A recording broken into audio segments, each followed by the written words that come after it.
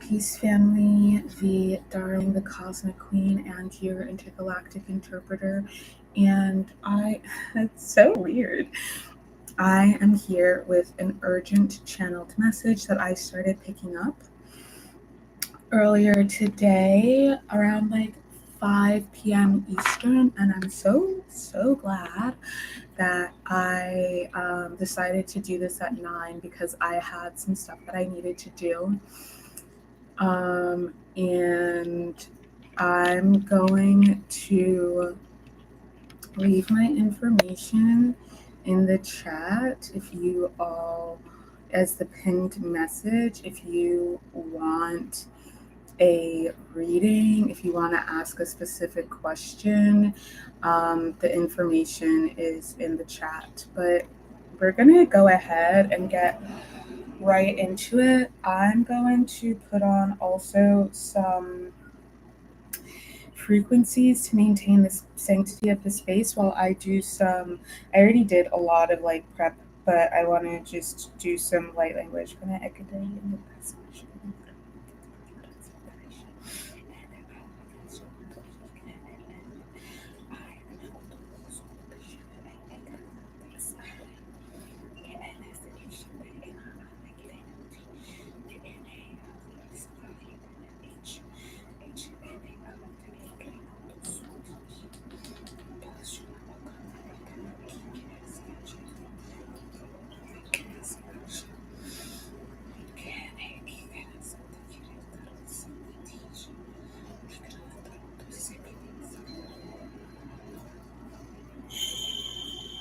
going to go with Archangel Uriel.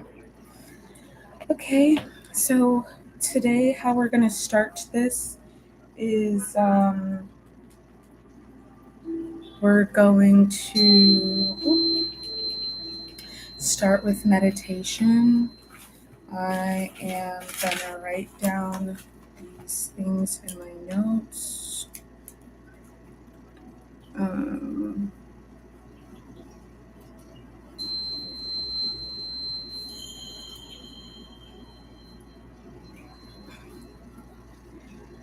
This is a message from the light realms, by the way. I don't know if I said that, for the children of light, those of us who are associated with the light realms as celestials and aeons and so on and so forth. That's what I'm talking about. Those who came from vaster parts of the multiverse. So let's start. 2:43 is when we start the meditation. And this is also going to be the energy work. So follow along. I'm going to tell y'all what I'm doing, and I invite you to do the same. But if you don't want to just if you can't keep up, if you're watching this after I record it, I would recommend to you to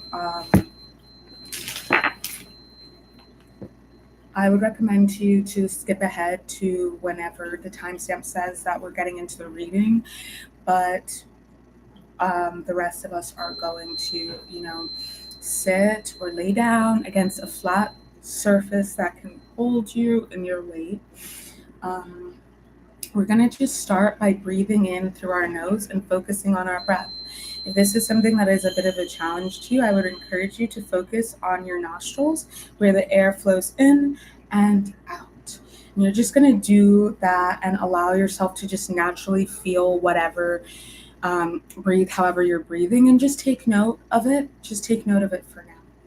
I want to invite you to really relax into your support, into your chair, wherever your body is touching a solid surface. Just relax into that and let your whole weight go against that, okay? You can sit with your hands in your lap, on your heart and your tummy. That's your heart chakra, anahata, and your, what is this tummy chakra? Solar plexus, which is the Muladhara and Dada. And yeah, whatever works for you. If you want to just unfocus your eyes, that is also cool. But we're gonna get started now.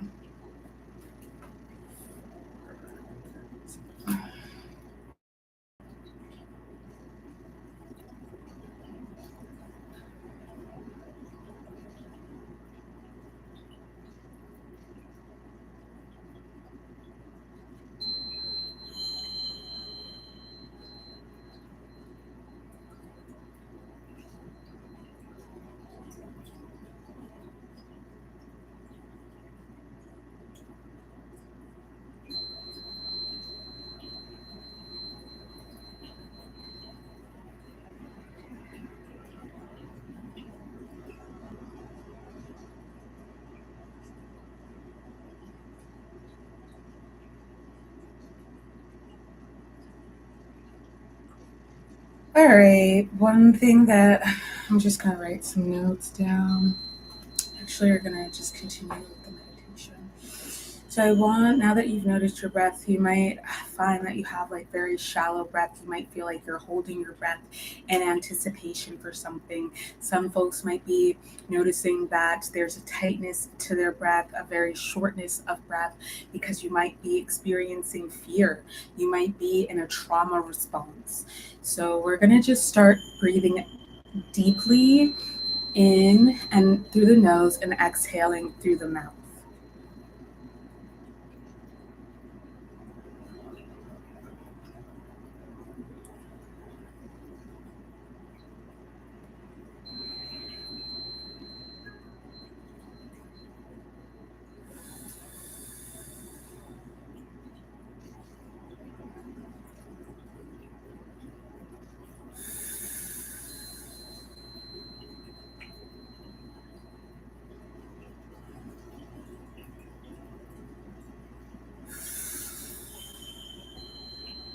I want you to fill your body up with air. It's going to go around your heart chakra, your solar plexus chakra, around your middle of your body. Just fill that up with air on the inhale, as long as and deep as you need to feel filled up. And when you're all filled up, you're going to exhale through your mouth with a whistling noise or a real whooshing noise through your teeth.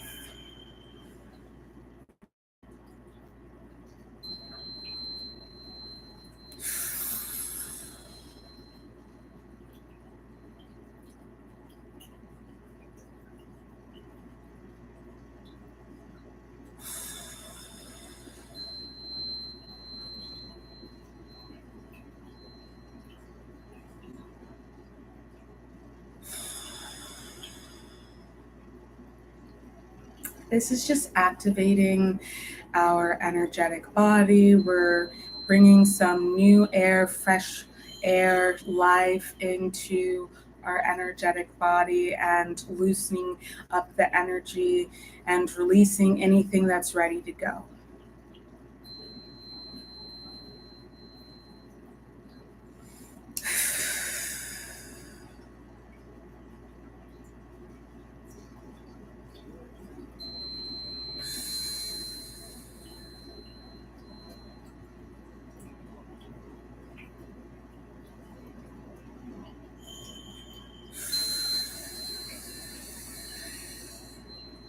I'm detecting a tightness in the throat chakra, and I am also detecting a lot of interference. We're gonna do some, not box breathing, but we're going to do some measured breaths, and we're gonna inhale for 4 counts, hold for 5 counts, and then exhale all the way out, let's say about 8 counts, okay?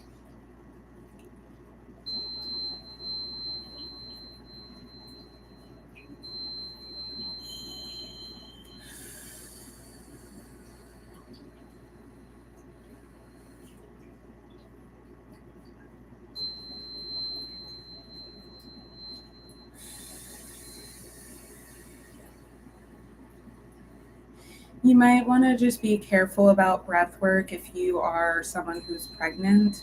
I'm going to put a disclaimer down below in the description, but if you are pregnant, I would recommend really considering that it's not necessarily really encouraged by everybody to do breath work while you are pregnant, and that's something you should consult your doctor for. Or the rest, everybody else who can, if you have medical conditions, be mindful. The rest of us who can, we're going to do maybe 4 more rounds of this, and then we're going to do some vortex breathing.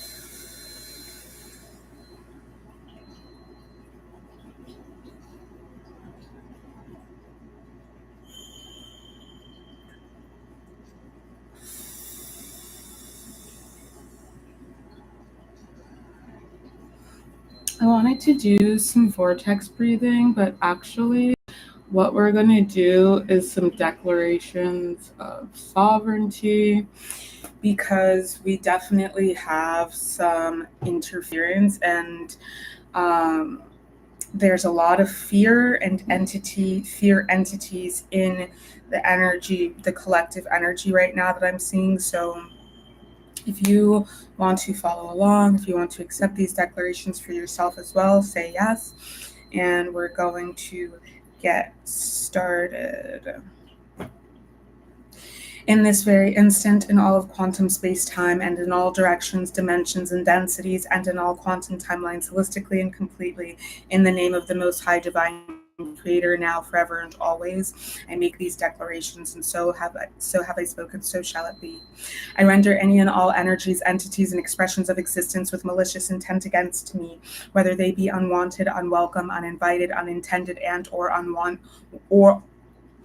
unwarranted or not, deaf, blind, dumb, mute, dead, paralyzed, impotent, castrated, powerless, and in a complete vegetative state permanently, in this very instant, in all of quantum space-time, and in all directions, dimensions, and densities, in all quantum timelines, holistically and completely, in the name of the Most High Divine Creator, for now, forever, and always.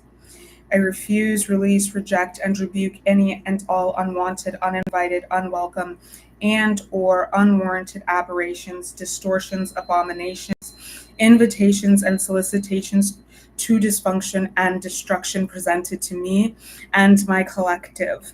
I hereby permanently revoke, remove, shut down, and seal any and all access to all of my energy and all of my power, to any and all energies, entities, and expressions of existence who are not me, the Most High Divine Creator, and or the Holy Spirit. I release, dissolve, disintegrate, and completely destroy any and all connections, tethers, relations, ties, binds, and anything of the like connecting me and my collective to any and all energy not serving my most divine benefit and the most divine benefit of all. I call all of my power and all of my energy back to me and purify it in the Holy Spirit. I declare my divine, sacred, holy sovereignty over my spirit, my mind, my energy, my emotions, my actions, my communications, my expressions,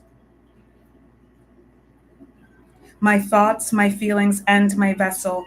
I make all of these direct declarations in, around, outside of all of quantum space-time, and in all directions, dimensions, and densities, and in all quantum timelines, holistically and completely, in the name of the Most High Divine Creator, now, forever, and always. So have I spoken, so shall it be. I emit a divine frequency of protection and purification that should any unwanted, uninvited, unwelcome, uninitiated energy, entity, or expression of existence attempt to engage with me, especially without my explicit consent, it is immediately eviscerated upon impact, returned to its divine essential state, and reintegrated into source. I call upon my archangels, great gods, guides, and ancestors for protection, and elementals for protection and guidance through all realms of quantum space-time. I call in the support of the 𝗕𝗡𝗱𝗏 Collective, the Sodom's Apple Collective, the Black Tourmaline Collective, the 𝗧𝗕𝗢𝗍𝗍𝗍 Collectives, Onyx, Obsidian, Selenite Collectives, Opal, Opalite, Azeztulite Collectives, Amethyst, Black Opal, Gold Collectives, Platinum, Diamond, Amethyst Collectives, Rose Quartz, and Crystal Quartz Collectives. I call in the support of the sacred and divine lions, tigers, bears, eagles, vultures, hawks, falcons, megalodons, sharks, turtles, whales, dolphins, dragons, unicorns, big cats, jaguars, leopards, pumas, phoenixes, wolves, and elementals, as well as the elks. I call upon you and ask you to escort me through my journey that I may have a safe and serene experience. Grant us your divine love, care, protection, wisdom, grace, and light. Share with us what it is you might share. Lead us to where it is we are meant to be led, and keep us safe.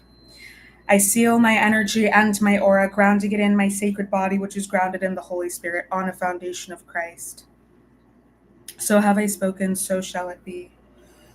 Okay, so those declarations, we've got 16, 12. I wanted to do some vortex breath, but I actually feel like the best thing that we can do right now is get into the messages, because there's a lot of shadow energy that just needs to be spoken to. And we are going to do the energy healing and energy clearing throughout this live. Okay, so as I said, you can ask questions for the collective in the chat always, but if you have personal questions, there's the info in the chat to get a tarot card reading. Okay, or a channeled message specific to your situation. I'm looking through my book of shadows. I just want to pull up some important things that are going to be crucial for us. And so I want to speak to what I was talking about on TikTok earlier today, and what I was going to grab my honey. That's what I wanted. What I was thinking about or speaking to on TikTok earlier today, the downloads that I got, which I will upload to YouTube, but after we do this. So confirmation verb. Basically, these adversarial energies and entities have this plan, and they have been gathering energy, gathering materials, gathering their forces and reinforcements in order to carry out this plan. And this plan is obviously one of attack. It is a plan to attempt to destroy the collective, right? And if you resonate with this, you might resonate with the elves in the Tolkien Legendarium or the Lord of the Rings. You might resonate with the elves, because what a lot of people don't know is that the elves are descendants of the Valar. The Valar are essentially the Ainur, which are the aeons that helped to create the universe. And the Valar are the ones who chose to come into the universe, which is like entering a womb, if you will. It's like the spermatozoa entering the entering the egg and inseminating the egg with the codes, the light codes that activate the fertile space of 𝗪𝗲, the universe, and activating this, creating life. And this this is for the ethereals, the earth angels. I'm hearing Azazel,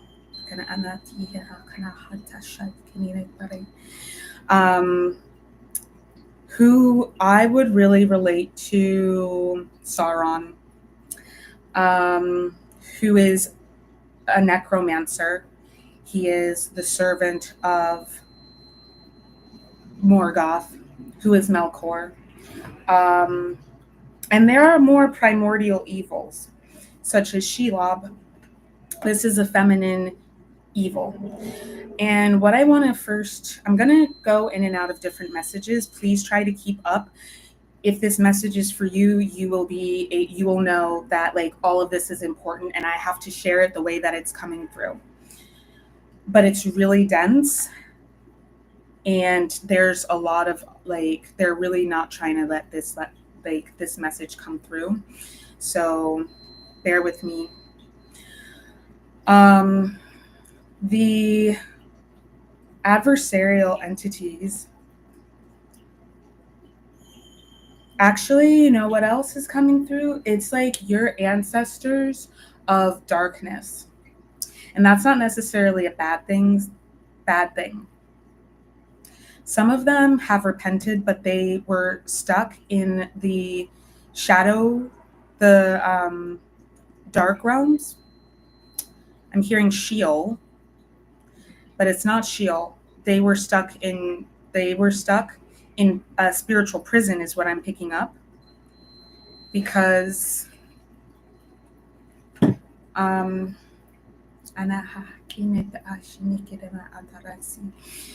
okay, I'm gonna go for the unsacred oracle. This is like unsacred feminine.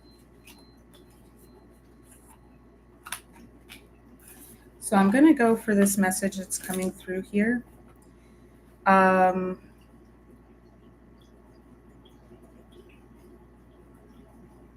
Okay, so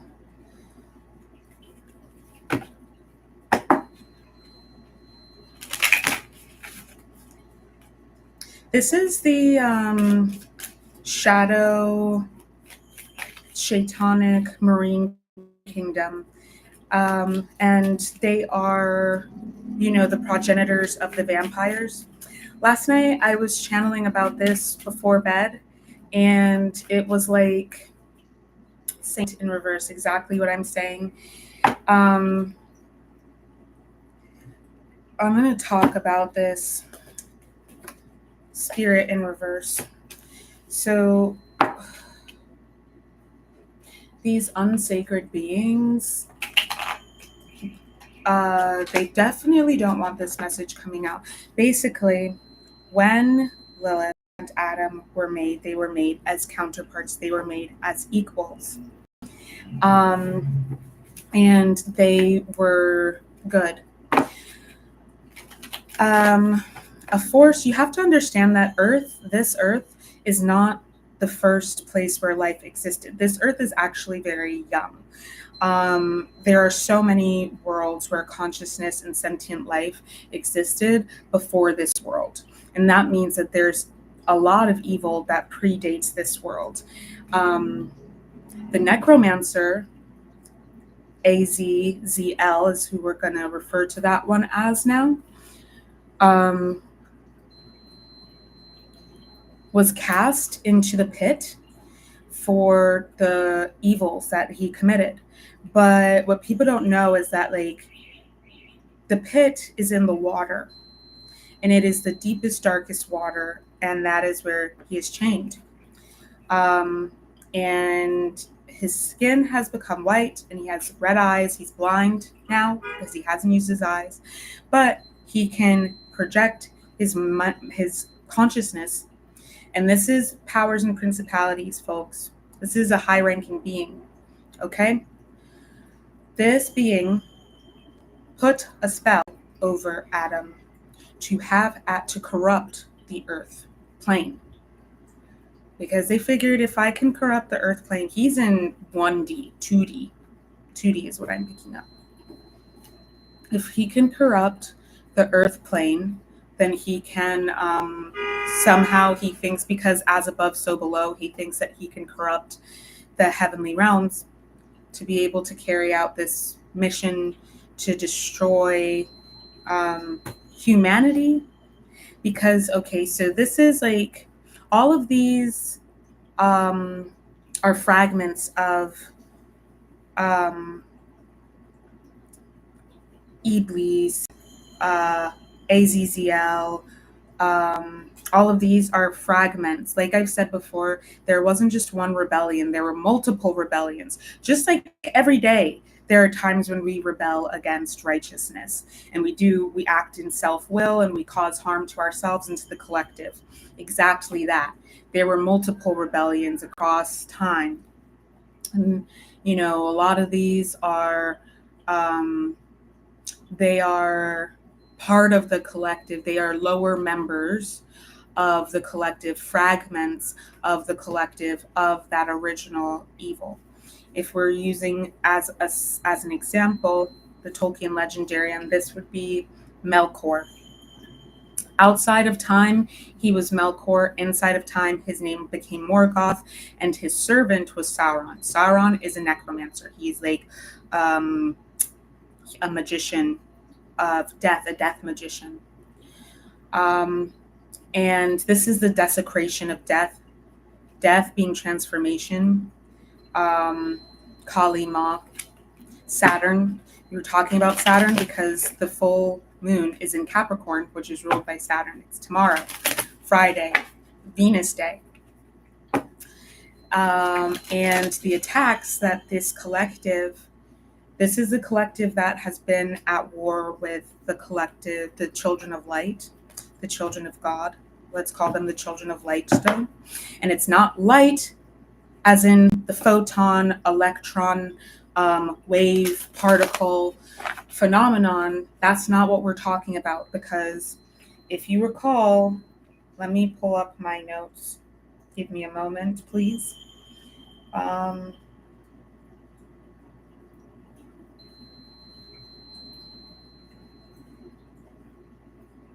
Astronomy. It's here. All right. If you recall, I hope that you all can see this. It's one of my favorite images. Where's my pen? It's probably dead by now, but that's okay. I'll charge it.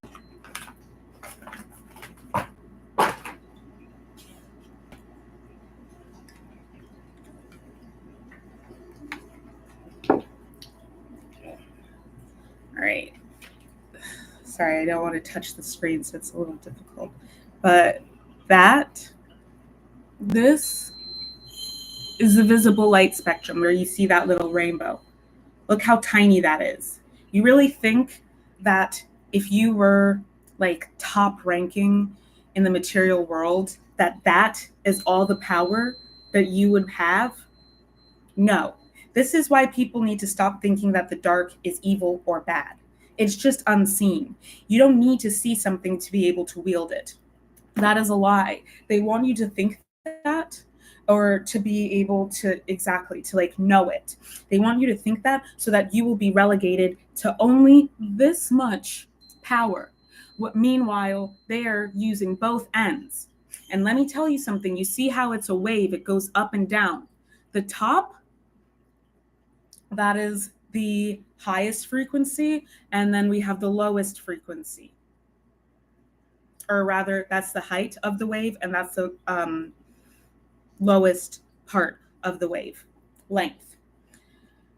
These shorter ones up here are the highest frequency. This is the lower frequency. And you see we have gamma rays, X-rays, ultraviolet above the visible light spectrum. And then we have the infrared and the radio, and we have microwaves. They are low and slow. That's what I try and tell y'all, low and slow. So understand that, like, if you're vibrating all the way up here, you're still going to have highs and lows, no matter what. No matter what, you're going to have highs and lows. That is the nature of energy. That's how energy moves. Period. 2929. Period. So I really encourage folks to stop thinking that every low point is bad, or like every low point is like, oh God, I'm stuck in depression forever. No, that's just the wave. Okay? That's just the wave. That's how energy moves. You can't fight it. You can't control it. The best that you can do is align with it and let it rock. Sometimes you're down bad, but you got to hit rock bottom sometimes, because rock bottom is the best place to build a new foundation. And this is why we expand in all directions. Is ascension. No, we actually expand in all directions, because that's the nature of the universe. It is expansive. Right now, it is expanding. That's why the universe is infinite, because it's literally always changing, right? Okay. Now, if you're low and slow all the time and you're down here, yeah, your depressed moments are going to stay, they're going to be longer. You got to get to a place of balance, right? You got to get to a place of balance. And that's not necessarily bad, but if you have to use both high and low frequencies. You have to be willing to use both to be a master co-creator. And it is our lot, it is our divine ordinance to be master co-creators. Okay? I'm trying to download something. Thank you. Gamma rays, X-rays. Okay, this is what I was going to say. How people are always like, oh, you have to be positive, positive, positive. Listen, bro, if you're positive all the time, do you want to know what that means? What are the creative forces? The original, electromagnetic, electromagnetism, basically. Electricity, magnetism, essentially,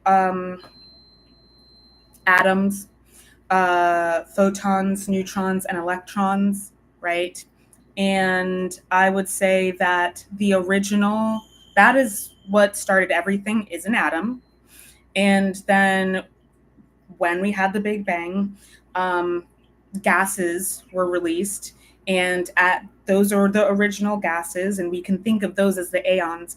And those gases over time decomposed, and that's where the rest of the periodic table comes from.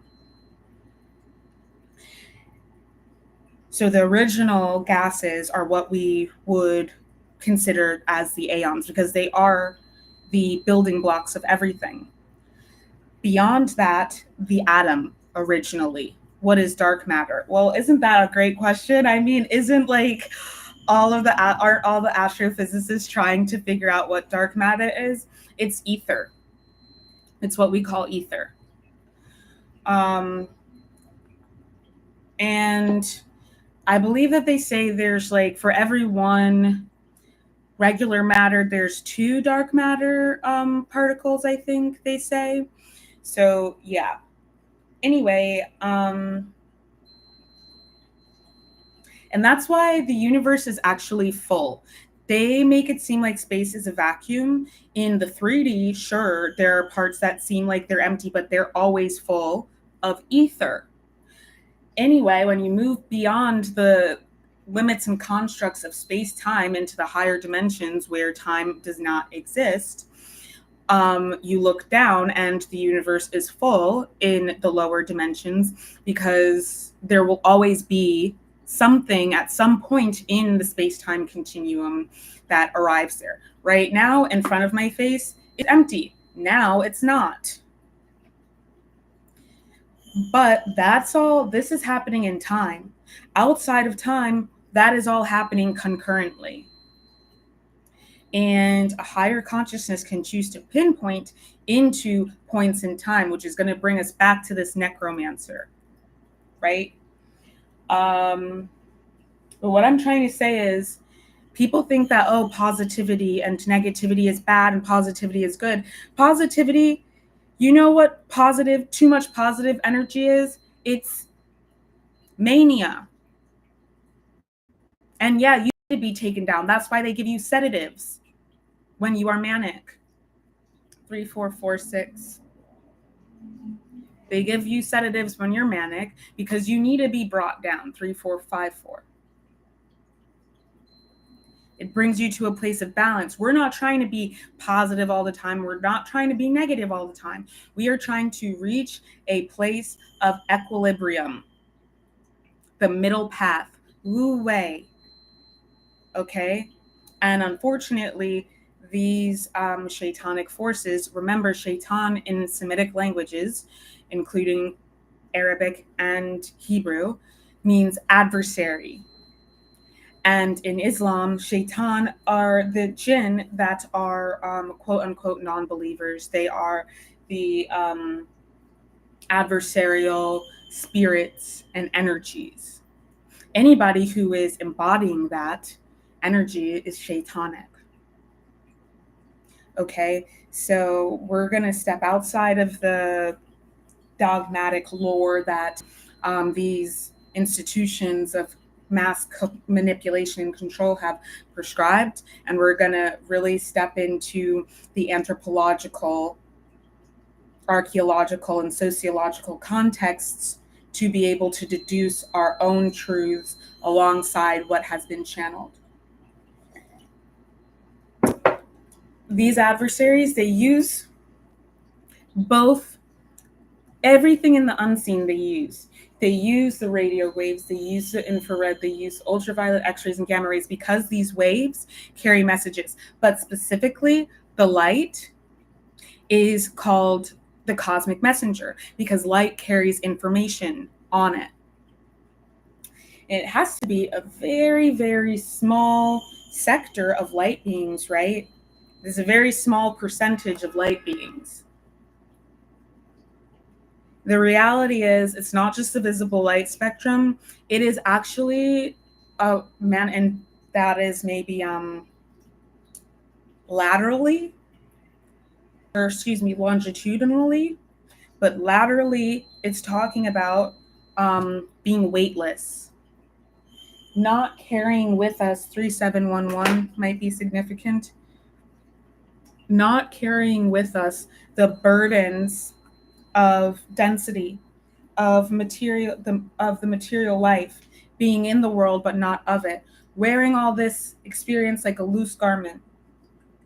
Okay, so that's what I want to talk about. Atomic terminology: protons, electrons, neutrons. And here is an image of it. Look at that cloud of them. It is in and of itself a cloud. And we can't see that, but there's a whole world going on in there. This is the nature of infinity. This is what we know. And the original elements were hydrogen, helium, and carbon. And in my notes, it says everything on the list above atomic number 82, which is lead, is unstable because it's too big for the limited range of the strong nuclear force. The electrical repulsion begins to overpower the strong force. We have up to 92. That's uranium. Okay, someone needs to hear this. Here we are discussing a ratio of protons and neutrons that is intrinsically unstable, which encourages the spontaneous transformation, decay. We are supposed to be talking about decay because we're talking about the necromancer, decadence. This is the devolution, the degradation. And this is part of the agenda, the desecration agenda, the degeneration. degeneration agenda. And as each new generation is born closer and closer to the age of Aquarius, they're finding new ways to further destabilize our consciousness, our integrity, so that we can decompose as a collective. So the spontaneous transformation of protons into neutrons. Carbon minus 14, 6 protons plus 8 neutrons becomes nitrogen, minus 14, 7 protons and 7 neutrons. Atoms combine to become molecules, which are the smallest units of a chemical element or compound. Covalent bonds means that part of the electron cloud surrounding an individual nucleus is a cloud surrounding two nuclei. So I hope that is helpful for somebody. I have to read this as well. They want me to read this. The properties of an atom depend mainly on the electrical charge. The properties of an atom depend mainly on the electrical charge. Think of yourself as an atom and remember that information is electric. It's the electricity. Our bodies are made of water. The electrical charges are pulsed through your bloodstream, the water in your body, through your bloodstream, and that is how information is carried out through your body, and you're told what to do essentially, and your body's always running these programs. I'm hearing the brain. And this is why they want people's brains to be deteriorated, because they want us to have holes in our brains. They want us to have chemicals in our spines that our spine is the axis of power that send information to our brains and through our bloodstreams. Remember that the bone marrow is where the DNA is held. And so you deposit this information, especially if you've done psychedelics, unlock those codes, and this information is deposited in your spine, and it is, when you go through a Kundalini awakening, this information is spread all throughout your body and transforms your DNA through the electrical impulses. From the base of your spine, the root chakra, up to the top of your spine, into your brain, where your skull is, and that's where these interactions are happening. I'm channeling right now. These interactions are happening, and it's like riddling your axis with obstacles is what I'm hearing. Riddling your axis with obstacles, decaying it. They want you to have holes in your brain so that you will not optimally function, and you will not be able to evolve and transcend. Because if we evolve and transcend, then we will no longer be able to be used as a labor force and basically a slave population. That is what these beings did to interfere with the Earthlings at the turn of Atlantis, when the Lemurian civilization degenerated into the Atlantean civilization, and the introduction of hierarchy and enslavement was brought in by these beings who, okay, this is what it is. I'll finish this thought. A fundamental property of matter is that is described by its amount and as either positive or negative. More technically, a measure of how a particle responds to the electromagnetic force in its nucleus. The electrical charge is in its nucleus. The properties of an atom depend mainly on the electrical charge in its nucleus. The properties of you're the atom, the properties of you are in the nucleus. That's in your bone marrow. The bone marrow is where the DNA is stored. It is in the crystalline structure that is in your bones. That's part of why marrow transplants were such a controversial topic. If you grew up in the 90s and new millennium, bone marrow transplants were a really hot topic. It was a really big deal. I don't hear people talk about this anymore. Yes, there is. I don't hear people talk about this anymore. But the nucleus is your bone marrow, and these light codes, that's why the light codes activate the DNA. They unlock your DNA and activate these strands that have been locked down. They call that junk DNA. It's not junk. It's not junk. It's junk to them because they don't want you to access it, but it's not junk actually. These 12-strand DNAs, even up to 48 strands. Okay? This is why, like, you know, some people, they do magic, but some people are magic. I am magic. Every single thing that I do is encoded with magic. Because Aeonic force of magic, 𝗪𝗚, the luminary. And I was supposed to bring up that as well. Don't worry, I still remember what we're supposed to be talking about. I'm going to show up. Oh, I'm supposed to show y'all on my iPad. So when we do workshops, they will be on like platforms like Zoom so that we will be able to share screen, and that will be an easier way to do. That's how I've always done it. It'll be an easier way for y'all to see what I'm talking about. But in the meantime, let's just be grateful that I've got my iPad. But yeah.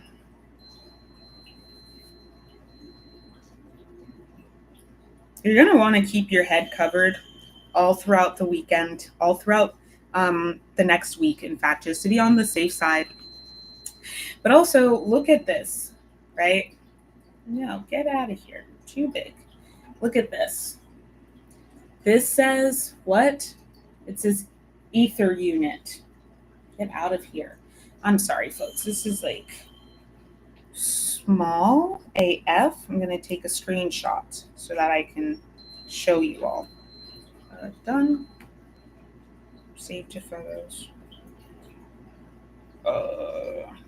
Because I was picking up that what is happening right now is they're really trying to keep us out of divine within our own selves, within our own energies, because they don't want us to activate our 𝗪𝗶𝗱𝗶 fields and come into union with collectives. It's too bad. It's happening. Our miracles manifestation. You know, Cryon says, yes, they are. And then there are dark miracles. But I personally feel like, no, you can manifest miracles, but you have to have the help of the Most High. It's not just like you. So it's important to remember that we are co-creators. We are co-creators. We're not the end all be all. None of us are. All right. I'm saving a couple of photos so that we can see them close up, because this just makes it really hard and annoying. But so bear with me for a second. Being light. There's my no stick. That's okay. We'll grab that as well.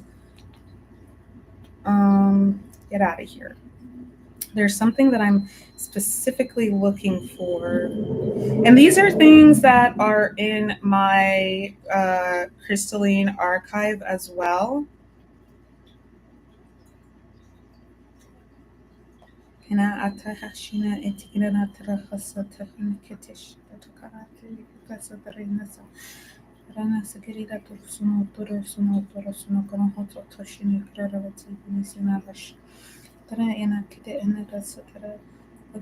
I'm going to go into my archive. Give me a second because I'm not seeing it on my Pinterest board.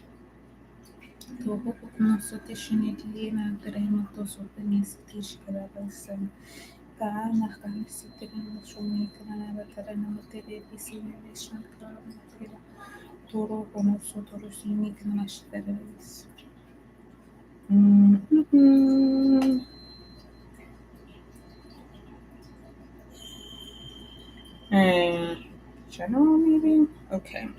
Well, this is taking a long time, so we're just gonna move forward without it, I think. Actually, I might be able to find it. Let me see. Threads.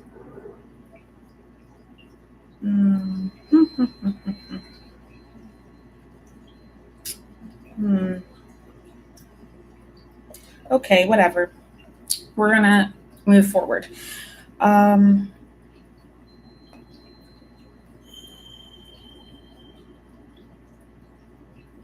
Just want your body close to me. Where is it? There we go. Okay.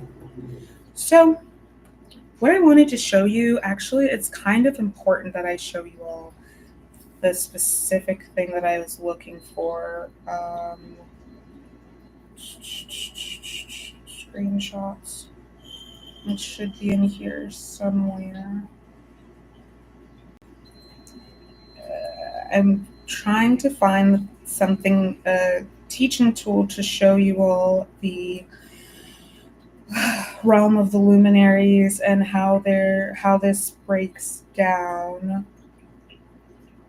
So I apologize for the wait, but it will certainly be well worth it when I find it. I just screenshot so much stuff. That's the problem. Essentially, each of the 𝗔𝗕𝗢𝗋. Okay.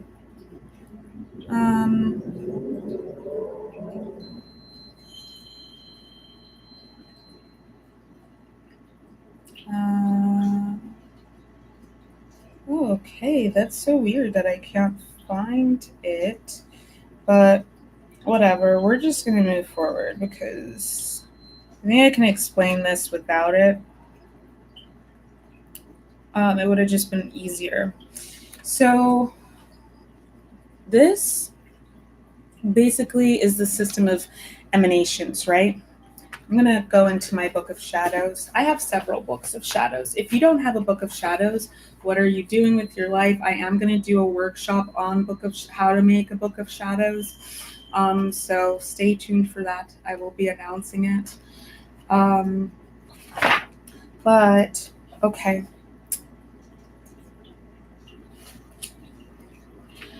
It starts with the unknown father at the center. But in actuality, it's not that. They always come in pairs, right? So the unknown father always has the feminine counterpart. Good evening. Why is God allowing this subjugation if evil stems from God? We've already talked about this. And it's no longer being allowed. This is coming to an end. So existence, material manifestation is the universe experiencing itself. All of this is part of it. Why is it being allowed? As I said last time, these things happened in the higher realms and they have to play out in the 3D. However, everybody also has free will in the 3D. That's why they came to the 3D, to do what they're doing. I'm going to get to this and how it relates to the necromancer. Give me a second, but we discussed this last time. So they say that the Most High Divine Creator, the unfathomable being, they say unknown father, but it's not just an unknown father. It is the Most High Divine Creator. It's the mother and the father. It's one. And this is unfathomable because we exist in a space of split. But remember that the collective presupposes the individual. There cannot be an individual unless there are others in a collective. You understand? So that is part of why, like we say, 1 + 1 actually equals 3, because it's the one thing, it's the second thing, and it's also the new thing that is created. That is the alchemical understanding of 1 + 1 = 3. I'm not saying 1 + 1 actually in the 3D equals 1. I understand it equals 2, but we are talking about alchemy. And we're doing some higher vibrational maths, okay? Consciousness, that is the electric, arises in the space, the magnetic.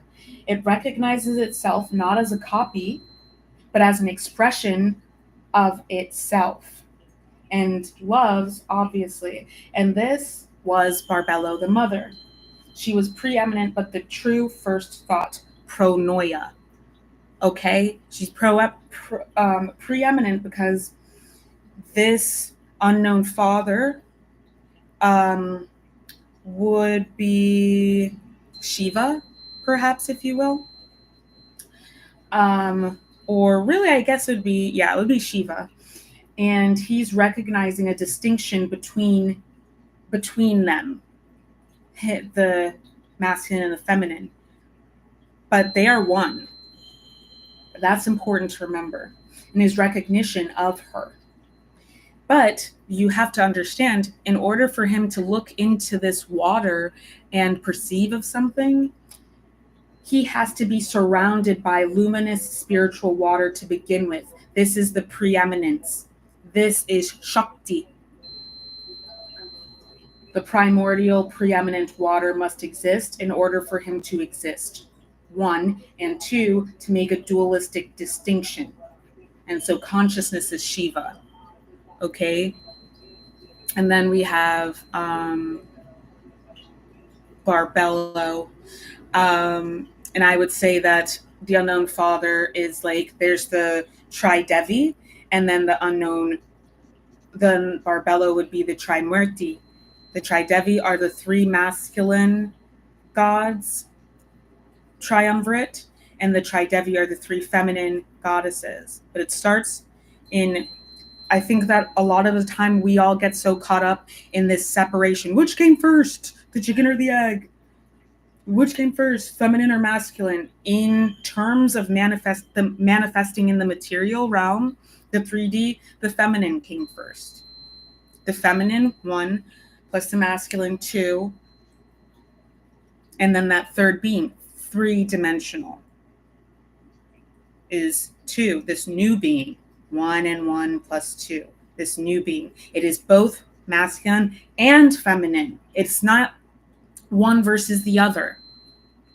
Nothing is versus. And if you truly are someone who's embodied crystalline consciousness, 4D Christ consciousness, crystalline, we're going to stop even using Christ because I think too many people get caught up in that. And we're going to just say crystalline. We're going to channel what comes through. Spirit's like, we're going to channel what comes through. But they want that to be understood. Crystalline consciousness, the 4th dimension of consciousness, which is when carbon has been pressurized, Saturn has been pressurized by this divine force of discipline into diamond. Carbon becomes diamond under pressure. But guess what you need? You need 2 things. You need 2 things that people in this framework try to make seem like they're evil. You need Pluto, the ruler of the underground, not just the underworld, but literally under the ground. This is also bringing up the She, the people of the mounds. So this is what I'm saying. If you might resonate with this, if you identify as Elven, if you identify as She, 𝗔𝗕, Fae, ethereal being, these things you might identify with. Star child, that's not coming through actually. Those things that I said already. And remember that Christ, crystalline, is the sun. And that's why they say SON, but it is the SUN. Christ and Sophia are divine counterparts. And the problem here in this 3D world is that it is just this Sophionic space. And this is why we need to integrate Christ, crystalline energy. And when we do that, we're not going to be masculine or feminine. We're not going to be electric or magnetic. You have, every single thing has both electric and magnetic. Every single thing is an atom. So it is protons and electrons and neutrons. That's what it is. So this obsession with feminine, masculine, positive, negative, that is a veil. It is one of the Hermetic principles. It is, and we've spoken about this, the Hermetic principles are veils. These are the 7 veils of forgetfulness. These are the 7 veils that imprison. These are the 7 densities, if you want to say hells even. And when you have transcended it, you come into a new level of heaven. Okay? So consciousness being Shiva. And I want to talk about the inversion because it's not the shadow. The shadow is sacred. What is unsacred, what is shaitanic, is the inversion.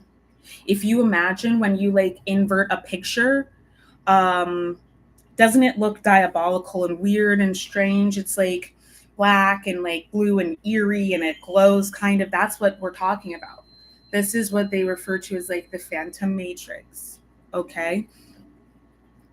I really wish I had the picture, but that's okay. We're going to keep on with this picture. So we then have the autogenes, and then we have, in the autogenes, that's Christ, crystalline, the sun,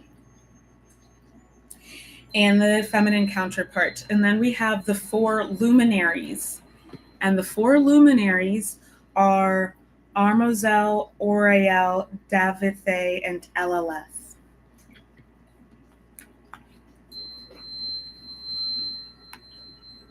There. 𝗪LF is the collective in which Sophia exists. And each of these, what I channeled is that each of these, because when you read these stories, you find out that like the lower emanations, as we said, they are decomposing, they are fragmenting. We've talked about this in previous cosmic teas. They're fragmenting.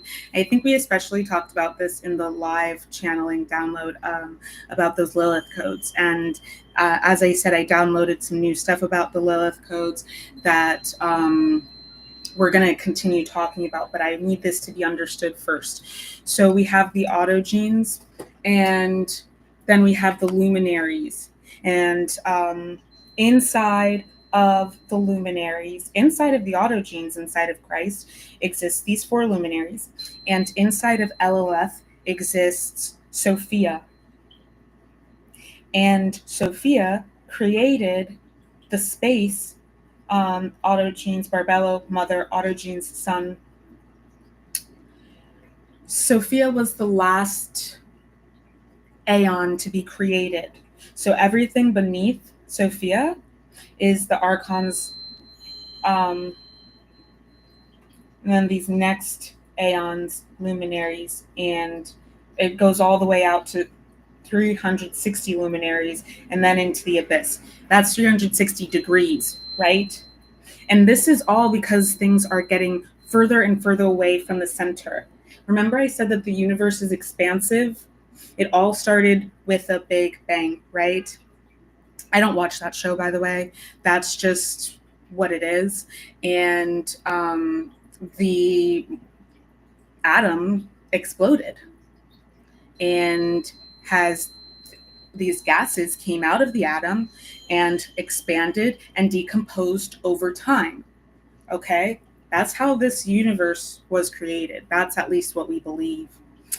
And so 360 degrees each. And that's why if you get deep into astrology, every degree, like the Sabian symbols, every degree has its own symbol and its own ruler. There are deacons, like of the different sectors of the chart. It just gets more and more complex. But the simple truth is always at the center, and it is love, and it is truth, right? What do I always say? There are 2 dual helixes of the divine DNA. That is unconditional love and unconditional truth, and that is God, the God particle.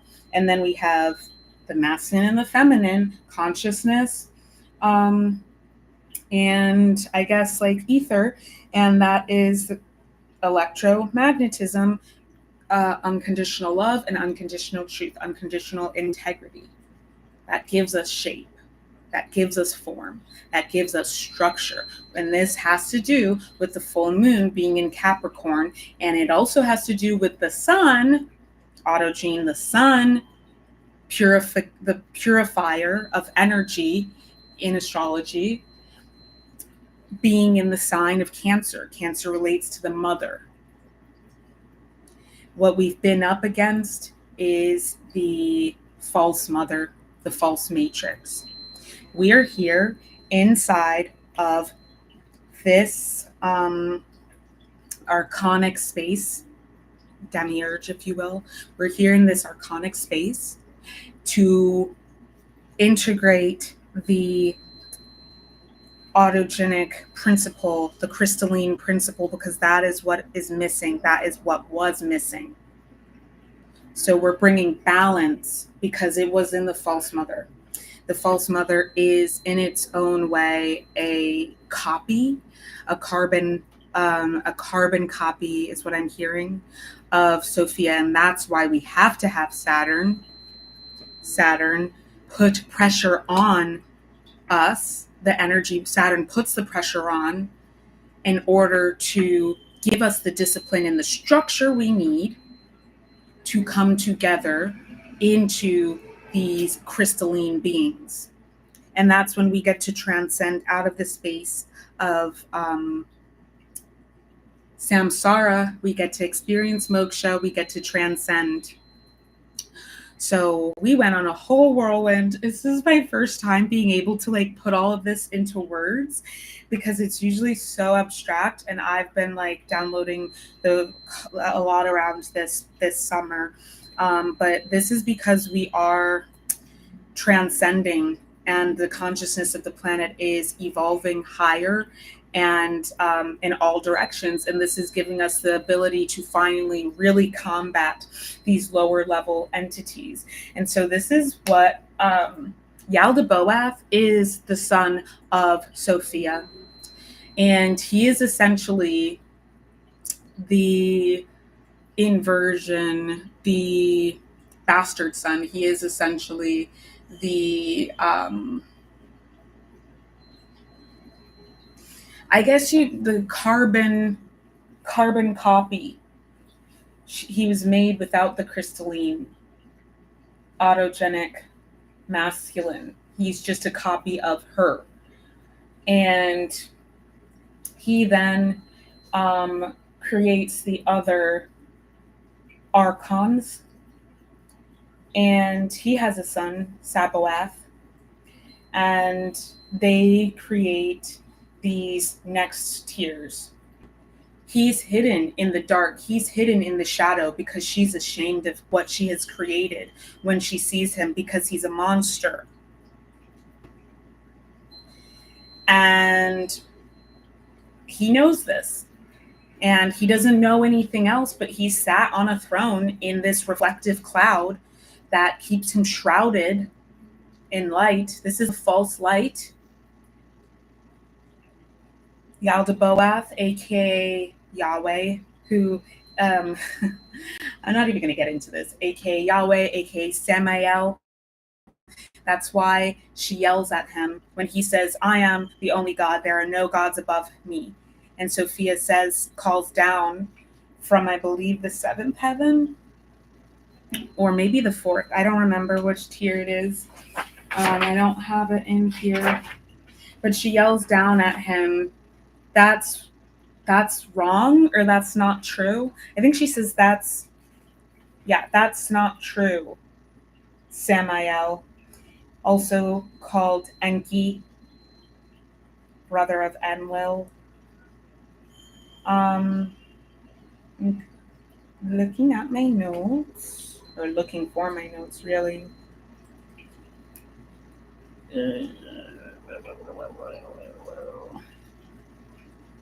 He's the false light.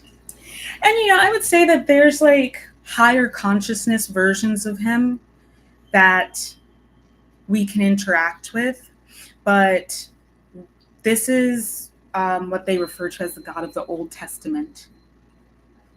And if you are part of the Sophionic collective, there are That means that you're part of the 𝗪 collective. 𝗪 is higher than Sophia. Sophia means wisdom. What exists in 𝗪 are these next, they're not emanations.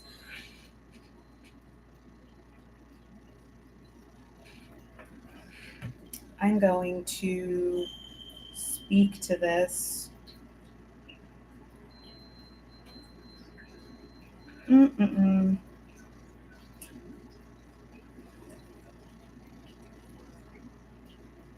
These emanations.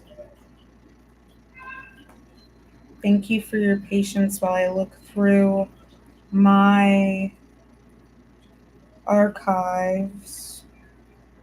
Let's check in Gnosticism. Perhaps it's in here. I think it would be. So this, I think, is going to be very helpful. We exist over here, but we want to get to the pleroma, the light realms. That's where there's no more density. That's why we have to embody the fourth dimensional consciousness and go up. I mean, we're in this overlap. We have to choose the pleroma. We have to choose the light realms. And as we choose the light realms, this is why we're constantly existing at the crossroads. Who was in charge of the crossroads? I'm hearing Baba Yaga. Who's in charge of the crossroads? Baron Samedi. Samedi being the French word for Saturday.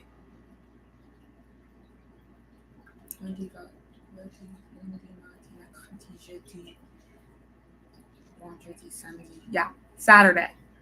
Saturn's Day. This is what I was talking about in that TikTok series that I did. And this is why this is important now, because these people are going to this collective, the Shaitanic collective, and this is also important to understand. Satan and Lucifer were two different angels, and Satan comes from the word shaitan, which is actually a host of beings. The luminaries, light. Lucifer is an angel of light, but we also have the false light, and I believe that those would be the archons, the bringers of light.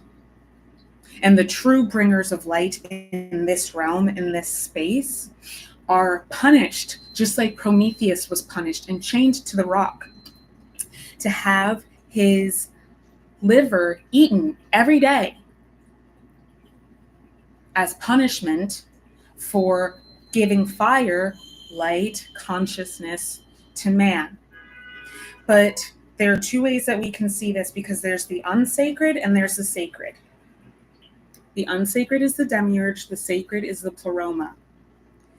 Those of us who bring light in the darkness, those of us who bring light to the shadow, rather, those of us who bring love to the shadow, as opposed to the shame, which is the nature of the demiurge. The nature of the demiurge is self-will, self-reliance. When we act in accordance with the law, that is exactly what they don't want us to do with our free will. And that's why they make it so hard. And that's why they have these desecration templates to degrade and devolve our DNA. That's why this is the kind of food that we eat. You're being poisoned. Have y'all seen TikToks that use that sound where it's like, you're not tired, you're being poisoned. You're not depressed, you're being poisoned. You're not lazy, you're being poisoned. Exactly. Do you know that toilet paper, paper towel, all that shit is bleached and has formaldehyde in it? And this is stuff that we are putting on our most intimate genitals and our most intimate sensitive parts. What do you think that is doing to a person? It is poisoning you little by little every single day. It is degrading your DNA. How else do they do this? Through trauma, the trauma programs. This is why from the very start, I called these misery helixes and trauma complexes. And When we get to a trauma complex, this is the crossroads. And it creates a misery helix. Misery loves company. You will get pulled down so easily because it's easy. What is right and what is easy. What is right is to choose love and integrity. What is easy is to choose what feels good. They also deprive us of dopamine, so that we will become addicted to things, whether it's substances, not just alcohol or drugs, but also sugar. Sugar is actually more of an issue than illicit substances. Sex, the carnal desires, we can become addicted to that. All of it. Okay, this is what we're talking about. Make it very, very easy and accessible by programming your mind with that stuff from the outset, through media, indoctrination, through the institution of school. First institution, we talk about this all the time in spiritual abolition and cosmic wellness. The first institution of indoctrination is the family, then it is media, then it is in education, public school mainly. And now what comes to mind is how in Texas they're using these textbooks, which are literally lies, literally full of lies. And they are indoctrinating children. These are textbooks from like early 1900s, maybe like 1920s, 1900s, that are full of propaganda to indoctrinate people. I grew up in the South. And because I grew up in Maryland, which is the Mason-Dixon line, anything above Maryland is considered the North. Delaware, Pennsylvania, that's considered the North. But Maryland was still part of the South. And in Maryland, we didn't have the lost cause narrative. But we had a narrative that we were righteous, always wanted to be part of the Union, proud to be part of the Union, this, that, and the third. Meanwhile, it was a lot of Marylanders who fought for the Confederacy. In fact, West Virginia was created, they separated from Virginia because they didn't want to be part of the Confederacy. But Maryland did. But the further south you go, you have the lost cause narrative in the deep South that the war was fought for states' rights. We all know that that's not true. I mean, that's literally in the Confederate Constitution what it was really fought for, which was slavery. Why does this matter? Well, Atlantis, that old empire that is a part of the galactic empire that Sam T was asking about, was a slaving empire. And that being that I told you was locked out in the abyss, locked up in the abyss, in the lower dimensions. That being AZL, that is the demiurgic being, because we know that I'll give y'all a little bit of history, and we're coming back. Everything that I'm downloading will be covered, don't worry. There's a story about Azazel. Let me see if I can find chaos and attacking the chosen in order to take us out of sovereignty. There are mind control entities in our fields right as we speak. That was what I was picking up on when I first started doing this, when we first started with the meditation and energy work. And the energy work is still happening right now because my voice has codes in it, and everything that I'm saying, it has codes in it to awaken you and activate your DNA from the light realms. That has been processed through my DNA, and I come from a very sacred bloodline. The The charlatan is out and about, throwing chaos and attacking the chosen in order to take us out of sovereignty. Be very careful to not engage from a karmic space. Don't even talk to your karmics this weekend. If you have anything to say to them, say it tonight. If it's like a karmic boss, a karmic partner, all that, say it tonight, or hold your tongue until Monday. Tuesday is even better. Mercury day. Stand on your integrity as a child of light. Boggarts and pukas everywhere, roaming the ethers and attacking our shadows. Pukas sit at crossroads. They are ethereal beings, 𝗧𝗍, that's 𝗧𝗍, and because the 𝗧, 𝗧𝗵𝗱, are the 𝗃 Danu. They are the people of the goddess Danu. Hello. And these beings they are the 𝗧. They are what people would consider the elves. But the 𝗕, 𝗧𝗍, 𝗧_SI, that is all 𝗧. That is all 𝗧. This is important because, once again, we were talking about the ruler of the underworld, the underground. And what does the 𝗧 mean? The people of the mounds. What are the mounds? The fairy mounds. Fairy is not a species. Fairy is a realm, a place.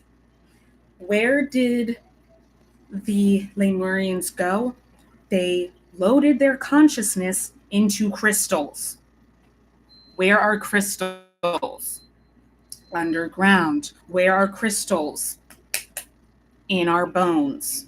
Where are our codes kept? In our DNA, in our bone marrow. What is the brain? It is the marrow of the skull. The electric codes are in the bone marrow, in the crystalline structure. You understand what I'm putting down?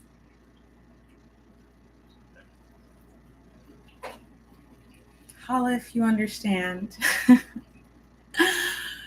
So if you identify, and I'm looking up at Atlantic on here, the Shaitanic,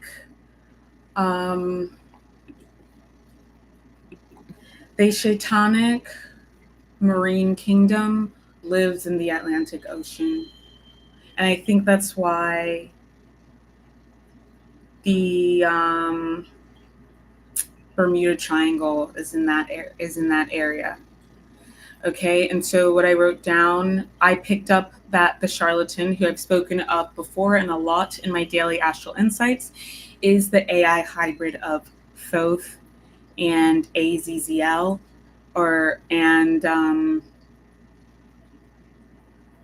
he is an air elemental. And in Ewe language, they call him, I'm not going to say his name because I don't want to summon that energy. I would really encourage you to study Buddhism, and I think that will help you a lot. And the white dragon, whose name I can't remember, but this is a white dragon it's white because it's been in the darkness for so long. It's not white because, and this is seraphim tier. This is a high-ranking angel, a high-ranking being. I don't want to say that it is an aeon like Sophia, but it's a high-ranking being.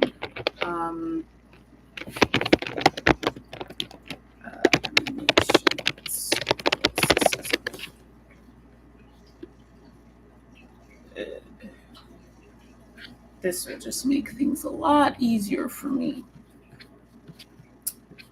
Ew, I don't like that. I don't like what I'm seeing here. God,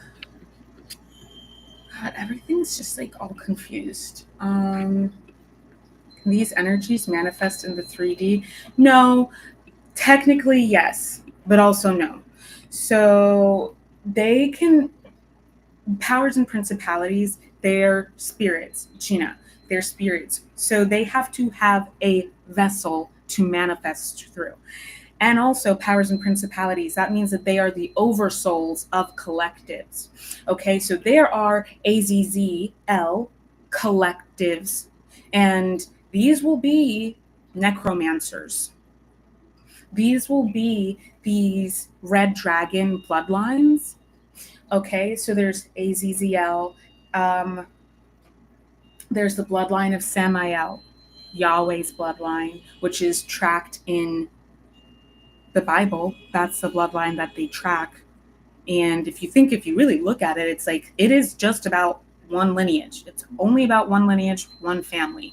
And this is why your own personal family, you need to know your own personal lineage. Clearly, it's very important because that's what's going to tell you who your family gods are.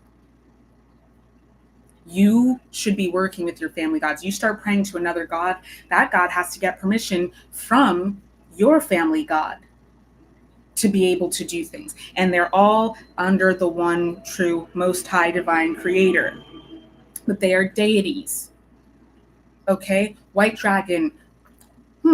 Where else do we hear about white dragons? This blind, pale dragon, mind you. We hear it like that dragon in the Gringotts Bank, actually. We hear about it in the KKK. Southern Vampire Mysteries. That is what the 𝗪𝗍 Stackhouse, I think it's called the 𝗪𝗍 Stackhouse Chronicles, the Southern Vampire Mysteries. We've talked about this so many times. These vampiric contracts are up. The spirit gives life. Yes, it does. The Holy Spirit. This is the holistic spirit, the all, the one. It's integrated. And we reach transcendence when we're actually in the 4D and we understand that all is one. Unfortunately, some things are operating at a frequency of self-destruction. That's what's happening with these demiurgic beings, and they're trying to suck in as much as they can because they can't create. It's some black hole stuff. They can't create. Shelob. Ungoliant. It's not Shelob, it's Ungoliant. I'm going to read to you about Ungoliant, who is a giant spider, the mother of Shelob. Shelob is the spider that attacks Frodo in the Return of the King, when Gollum leads him into that cave and Sam kills him in the movies. That's what happens. That's not necessarily what happens in the books. Ungoliant was a primordial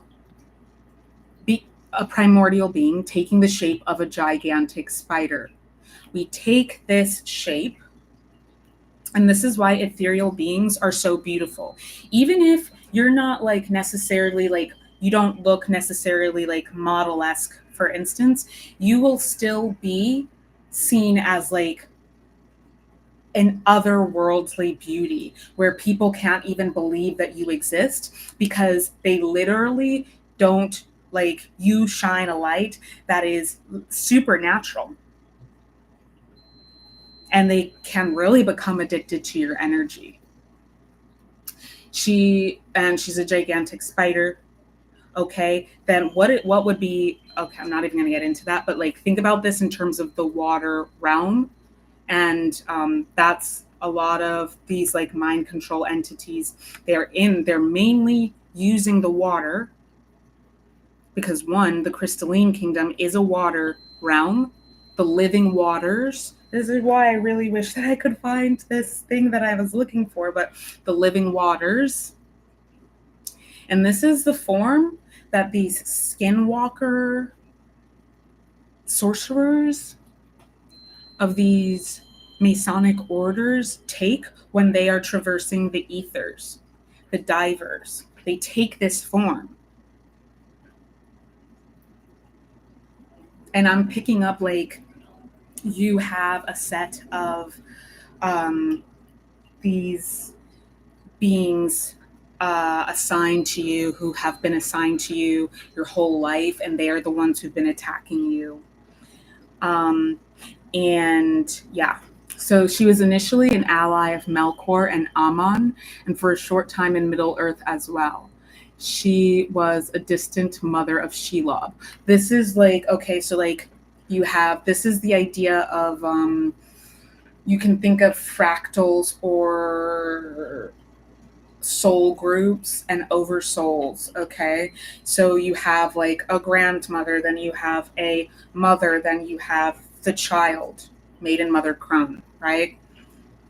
So the maiden, like if we were to say the grandmother is the oversoul, and then she has 5 kids, and those are her collective, her brood, and her then that is fragmented out because the 5 kids have their own kids. Your first cousins, your second cousins, your third cousins. That's the same idea. So in the spirit world, you might have your great grandparents and your whole lineage or whatever, but the manifestation, the head of your family, the matriarch and the patriarch, they are essentially the oversoul. But now think about this in terms of high-ranking spiritual beings. If we think about angelology, the seraphims are at the top, and I think it's the cherubims are at the bottom. But then even under that, we have the Nephilim, which are half human, half angel, which is obviously the least powerful you can be. Angelics. Angels are the deities. One of the members of our collective said that angels are the deities of the Abrahamic religions. These are all this Abraham lineage, but you don't have to be Semitic. So that is to say, that you don't have to be of the Semitic tribes to be a child of Abraham's lineage. You can be a lot from anywhere all over the planet, because the dandelion was blown and the seed was spread all over. Okay. And so these high-ranking deities, angels, if you will, Azazel, the story goes that Azazel and another angel were in heaven talking to God. And they were like, I can't believe that those other angels who followed Lucifer fell.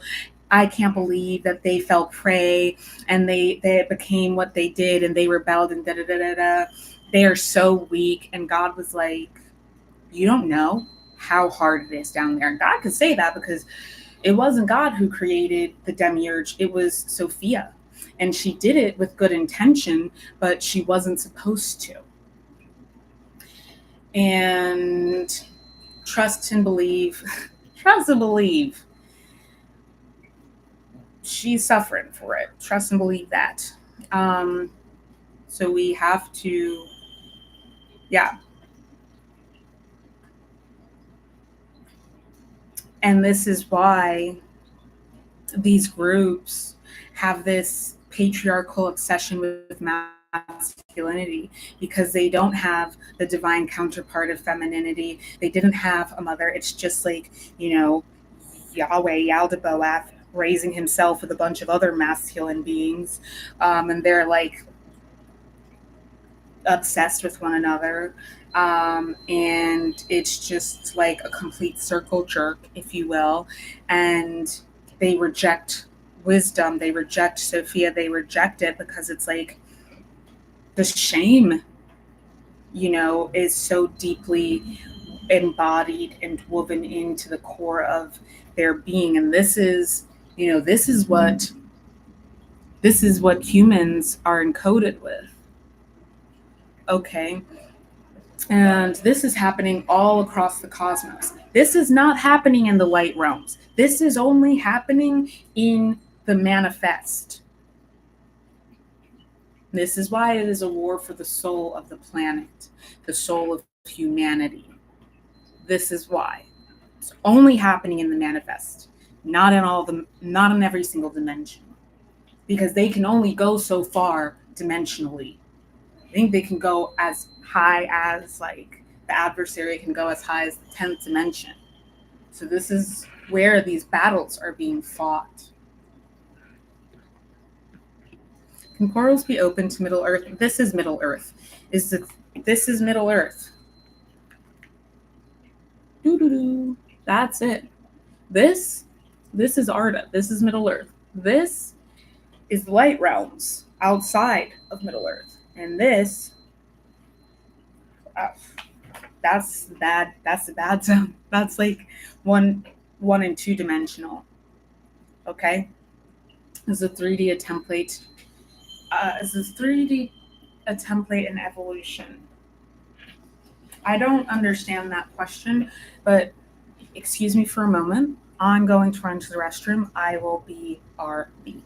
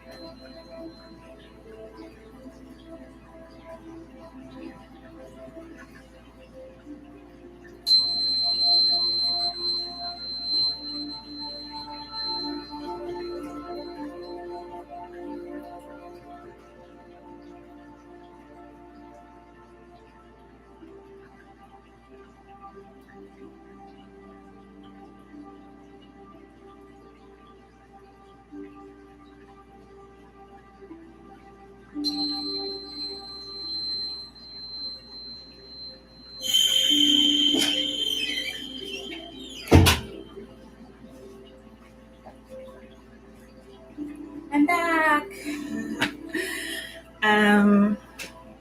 I'm hearing the song Runaway by 𝗧𝗪. If you've seen the intergalactic crystal ball I did about him, I do not approve of his behavior. I'm hearing the song Runaway, and I'm hearing the part that goes, never light codes, timeline jumping, never was much of a romantic. I couldn't handle the intimacy, and I know it did damage. Just the look in your eyes is killing me. Guess that you an advantage, 'cause you can blame me for everything. I don't know, I'ma manage if one day you just up and leave. But first, 𝗪𝗁𝗁 T's part, he says, you should leave if you can't accept the basics. I'm just young, rich, and tasteless. P. Something that I was also downloading that's actually incredibly important is that it was about Travis Scott. I have been having Travis Scott codes for days now, but especially today because he is of a Masonic bloodline. I am of a Masonic bloodline, and I've talked about this. I don't know if I've talked about this before, but my dad was adopted by his uncle. And so in the family, that is his dad who raised him. I didn't grow up knowing this for most of my life. I didn't grow up with my dad. I went to live with my dad when I was 18. I didn't see him for 14 years from the time I was 4 until I was 17, 13 years, excuse me. I mainly grew up around my mom's dad's family. And neither of my parents had full siblings. They only had half siblings. So that's why I talk about it like that. They're 4 different distinct families. But my dad's family, his father was his biological father, my grandfather. It's like, it doesn't matter if my dad was adopted by his uncle, and that he became the son of his uncle. It doesn't matter, because spiritually and genetically, I inherited the DNA of my grandfather, my biological grandfather. And that's why he is around all the time. And he even has a dragon form, and he is of the Metatronic collective. And he actually was able to transcend the low. He's talking right now. He was able to transcend the low vibrational. He was able, this is what they're showing me.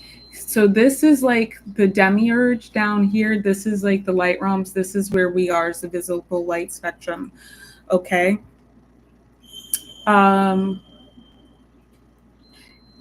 When people like lose their minds in spiritual psychosis, it's because they're vibrating way too high. And that's why it's important to still be able to have a grasp of the lower realms, because you need to be able to call people back and to ground people and bring people back to here. And also sometimes that means that they are going to the polar opposite. And like I said, it's always all around. It's an emanation. Light doesn't just go boop, light goes out, it emanates, right? And we see that the atom, it's actually a cloud. That's what an atom is. It's a cloud. Okay. This is the solid material realm. But when energy is moving so fast that it's not able to solidify, that's when we get out of the visible light spectrum. That's when we get out of the 3D, because it's moving. I'm moving fast. It's moving too fast, because light is both a particle and a wave, which is why it is miraculous.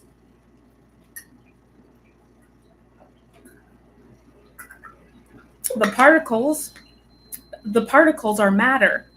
And if you think about it, ice is matter that is solid. It's all water, right? We have water vapor, that's the air. We have water, rain, the seas, the bodies of water. And then we also have, and I'm hearing ether, which is water and spirit. It's both. That's why ethereal beings are oftentimes non-binary identifying, even if they do more so identify with one aspect. It's like you can be 0 to -100 and 0 to 100. The songs of heaven. Yeah, it's all a universe, one song. And the disharmonious frequency that happened is what's playing out. And that's why I say, like, in the light realms, we've already won. This is just like the material, the present moment in the material is the past. Everything is actually already happening in the unseen. By the time it reaches the material, this is the past, you know? It can be, but it's also really important to understand what your own consciousness that you choose to operate from creates for you. Yeah, it does. And that's why it's important to operate from a higher form of consciousness. We're here in the 3D, and there's always going to be this struggle, right? Because this is the 3D. There's always going to be this struggle between the demiurge and the pleroma. It's always going to be that way. But the more that we choose the all, the one, God, divinity, sacred, the sacred, the more that we choose that, the more we manifest heaven on earth for ourselves. I used to be so obsessed with the people who hurt me in my past. 144 on the timer. I don't interact with them. I don't participate in those old karmic dynamics that I used to. I'm not going to argue with somebody that I identify as being an op. I'm not going to argue with somebody that I recognize is not on the same level of consciousness as me, because why would I? Why would I step down off of my throne to come play around with peons? Like, that is ridiculous. And that's not what a self-sovereign person does. I'm going to sit here and I'm going to kick you out of the kingdom, period. You lose access. That's your problem and your fault. And when I have those boundaries and I stand in those boundaries, like, that's how, as the sovereign of my energy field, of my electromagnetic field, of my 𝗪𝗶𝗱𝗶, I get to make that decision. And guess what? When I stopped engaging with the people who brought drama into my life constantly, I don't have drama in my life. Any drama that's in my life is because it's taking me time to undo and get rid of and purge my material existence, because remember, the material realm is the final realm, is the last frontier. Everything first happens in the realm of spirit and consciousness, and then mental and emotional, or rather emotional and mental, which they are one. Because spirit and consciousness, that's 𝗪𝗶𝗱𝗶 and God, the most high divine creator. And then emotion and mental bodies, that in and of itself, in its own way, is like, I want to say Christ and Sophia together. But I feel like the autogene and Sophia. Syzygy is important to understand. And then we get to the material realm. But the material does not manifest before the thought manifests. When you have a thought, when divine inspiration strikes you, your consciousness is made available. And your consciousness, that means like the realm, the etheric sea of your consciousness, that feminine Shakti, is made available. Think about it as like when you are ovulating, is made available to receive divine inspiration. And then the divine inspiration strikes. That's Shiva. What happens then? We process it mentally. We start thinking about it. We start through our mental processing. And we also start processing it through our emotional body, which is another form of communication. And it is actually a preternatural, I want to say, but it's like precognitive understanding. The precognitive awareness, your body knows before your mind does. Your mind is in your body. People forget your brain is not distinct from your body. Your brain is in your body. It is the bone marrow of the skull. So, okay, now I have this inspiration and I'm going between the mental and emotional body. They're working together for me to get clarity and to crystallize the idea. So what am I doing? I'm often journaling about it. I'm talking about it. I'm learning different things about it. I'm processing. And then it comes time to manifest it into the material reality with my hands, with my masculine expression. So with my words, with my actions, I start building it in the material realm, which exists outside of me, but I also exist within it. The all is one. We are part of the one. So you have to understand that everything happens in the unseen before it materializes. This is the plane where all things meet in this visible light spectrum, in this 3D. This is the plane where it all meets. Can things come without vessels? No, the Jina need a willing vessel to be able to manifest their will. That's why human beings, that's why when they put out the call, many of us manifested as earthlings for the first time. Some of us had already been to Earth, but not as human beings. But many of us manifested to be able to carry out our will. So the oversouls of these collectives manifested. The oversouls of these collectives manifested. If you are a crystalline, I mean, you could be in the LLF collective, the 𝗪𝗲 collective, the 𝗪𝗲 collective, or the 𝗪𝗲 collective. If you're part of the 𝗪cie collective, if you're part of the LLF collective, then you might resonate with Lilith. You might resonate with the dark feminine. And dark feminine, the Black Madonna. She is the original mother. The false mother is this, I'm not going to say the false mother is Mary. The false mother is the false light. So Sophia is wisdom. LLF also has peace and perfection. But perfection is wholeness. It's the Holy Spirit. Wholeness.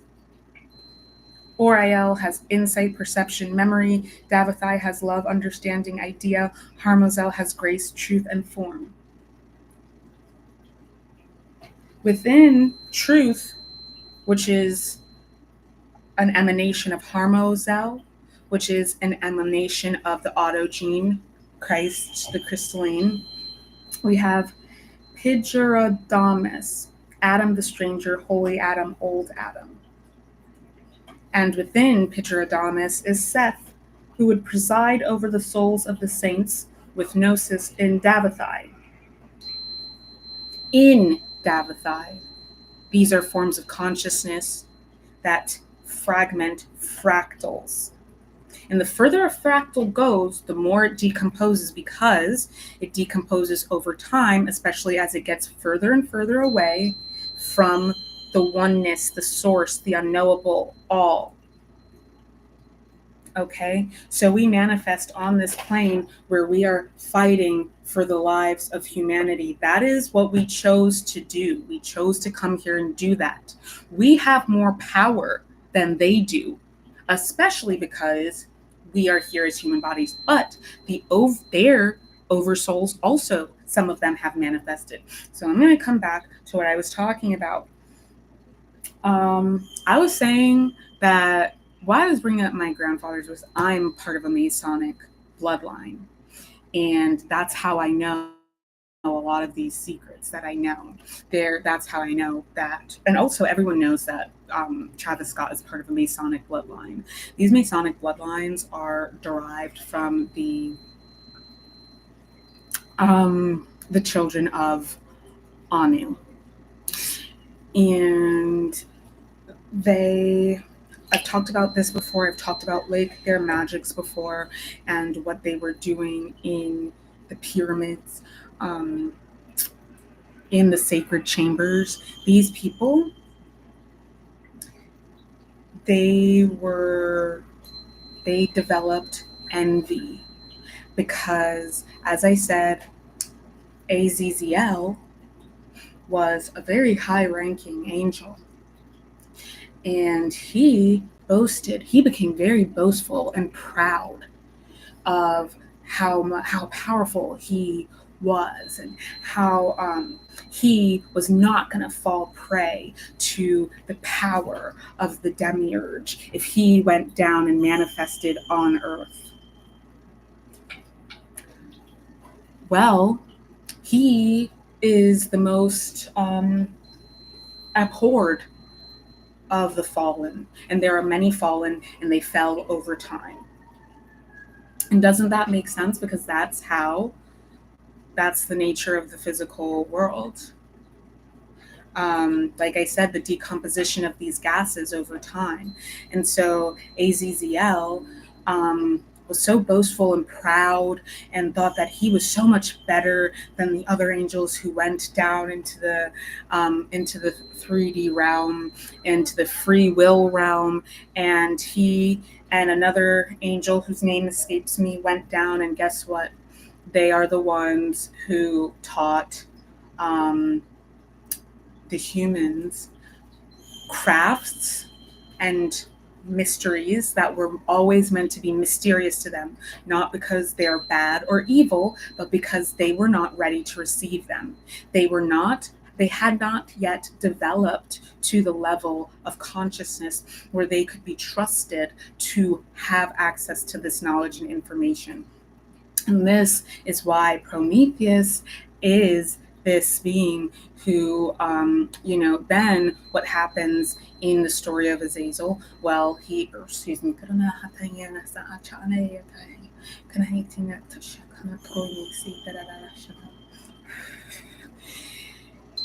is chained up, 155 on the timer. He's chained up in the desert of Judea, where he is, where he has to stay until Judgment Day, I think he's being eaten. Either way, he's forsaken.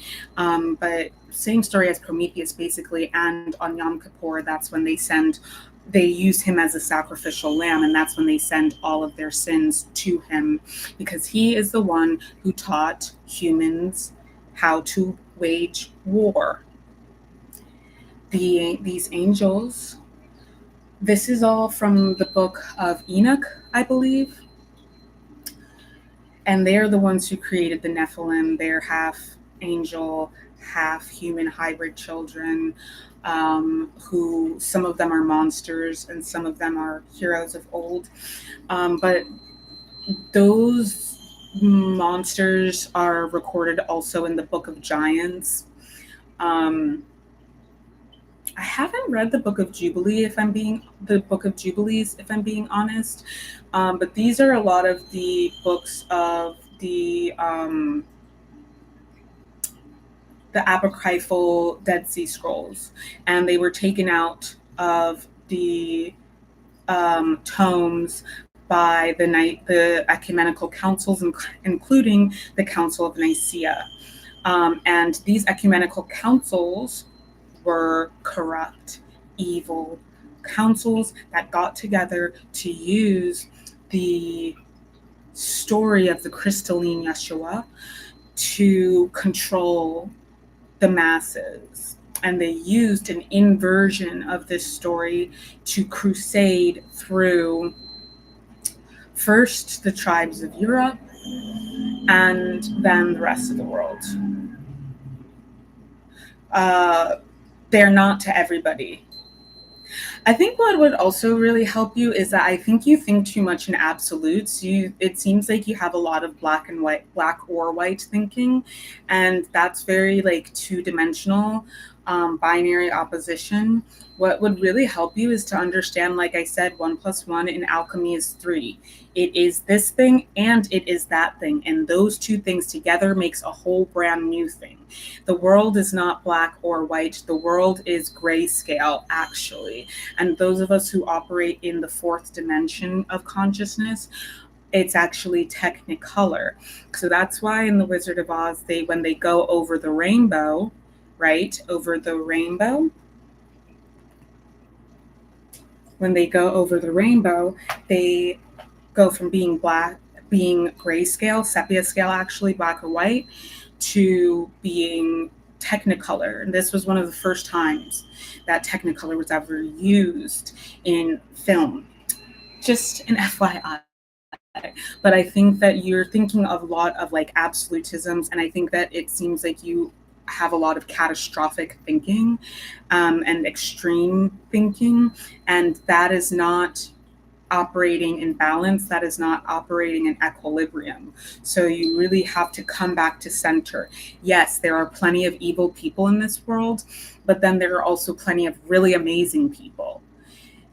Yes, there are plenty of people who do evil things, but we have to remember the context and the structure of society corrupts people from the very outset of when they are born.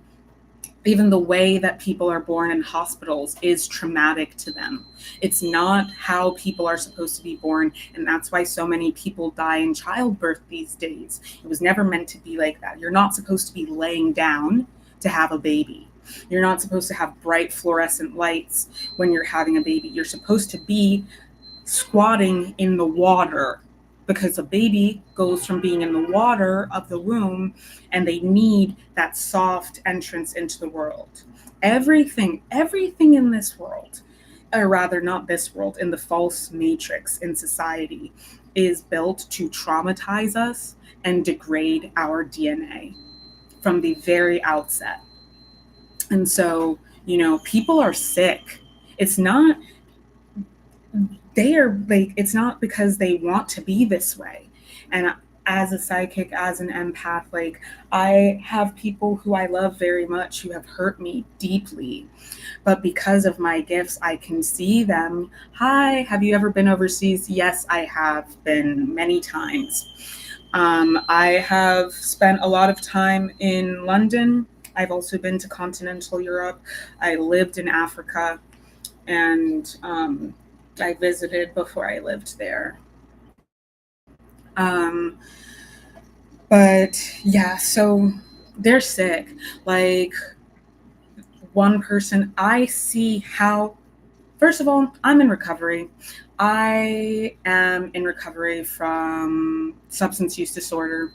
And let me tell you something, there were plenty of times when I did not want to drink, but I could not help myself. You have to understand how many people are completely dissociated because they are trying to escape the pain of their experience, and they are constantly being possessed by 𝗔𝗕. The 𝗔𝗕 has found a vessel that they can overtake. And this is why we have to do our best to operate from a higher consciousness. Because when we are operating at a higher frequency, or when we're operating in equilibrium, they cannot, just by a matter of fact, I'd love to hear where you've been as well. They cannot be in our field. They simply cannot manifest in our field. They cannot come into us. Trust me, so much of the attacks that you've been experiencing have been them trying to get into you. And the part of the reason why our spirit teams allow us to feel some of the minor effects, people are doing death magic on you, and you're not dead. You're still alive. You're still sitting here. You still have all of your faculties, but you feel the effects of it. Is because that is a message to you that something is wrong and that you need to bless up and really lean into your protections. That's what that's a message of. So sometimes these things will happen like this. Do we protect ourselves with meditation? You can. Grounding meditation helps. When you go into meditation and you do energy work in the different aspects of your body, you integrate with certain levels, certain frequencies, certain energies, certain levels of consciousness. You can do meditation to protect yourself. You can create in the astral energetic protections around you. But as I've been saying, magic is an aeon. LLF. Magic is an aeon. Magic is a primordial force that the multiverse was created with. The multiverse is what we live in. We talk about the universe all the time. The universe is just one song, but it is a multiverse. Each and every single one of us is a multiverse, and all of our chakra systems are little universes in and of themselves. Each dimension is its own universe. So we're in a third dimension. It's a universe in and of itself. Okay, so LLF is like, I'm not. So Shakti, magic it just is. So this is why I say energy work is not enough to combat magic. You have to use magic to undo magic. And why did the ecumenical councils want you to think that was evil and bad? Because they don't want you to do it. Because they don't want you to meet them on the same playing field. They are doing all of these baneful magics. They're doing all of this curse work. They are necromancers. Of course, they don't want you trained in how to protect yourself and how to unbind yourself and how to cast out these curses and cast out these demons. Of course, they don't want you to know that. But guess what? The Catholic Church, which is basically the father of all of the churches. It doesn't matter if you're Catholic or if you are, and it froze up a little bit there. That's a message. It doesn't matter if you're Catholic or Protestant. Everything is derivative of the Catholic Church, which comes from these ecumenical councils, particularly the Council of Nicaea. And it is a vampiric entity and a vampiric shatanic organization. So much of the dogma against using magic comes from them. Meanwhile, every other Abrahamic religion has their mystical sects. Kabbalism, Sufism. And why did they want to destroy the Gnostics? Why did they want to? And why are all of the progeny of the Gnostic bloodlines that are spread all over the world, 144, why are all of them being hunted down and tortured throughout their lives in different ways?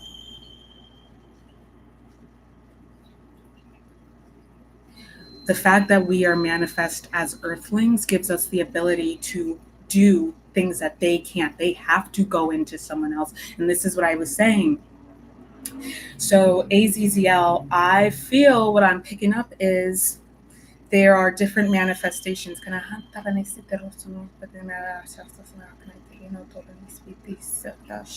They really don't want me to say this. AZZL and the ones that he led in rebellion, they decided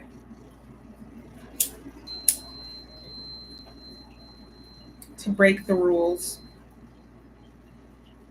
And the worst thing that they taught the humans who were not evolved enough to receive this information was war. In order to teach them war, and they introduced the idea of hierarchy, division, this pyramid. But when you look at a pyramid from the top, it actually, maybe it looks like a circle, actually. A cone from the top is a circle. But from the top, a pyramid could be a square, it could be a triangle. But the point is that they taught them hierarchy.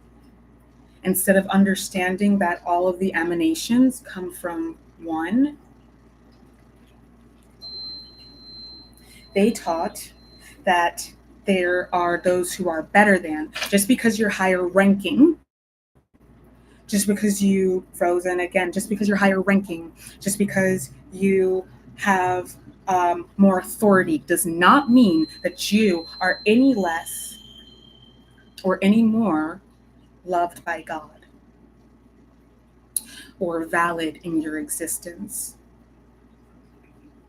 This is why we have to have compassion and empathy. I love people who have hurt me because I understand that they're sick. There were times when I could not fight the compulsion to drink. And it's like, oh, we're so glamorous, we're so young, and we're so good looking, and we're just partying and having fun. This is all part of it. No, we were caught up in the demonic realm of nightlife, which is full of necromancers and vampires, and succubi and incubi. This is why you have to be very, very careful who you are who you are intimate physically with, because some of these people some of them are already in and of themselves incarnate entities of destruction. And then some of them are being ridden by Jina, and they will deposit their demonic codes inside of you. I dated someone who was a honeypot, triple letter agent, necromancer, fucking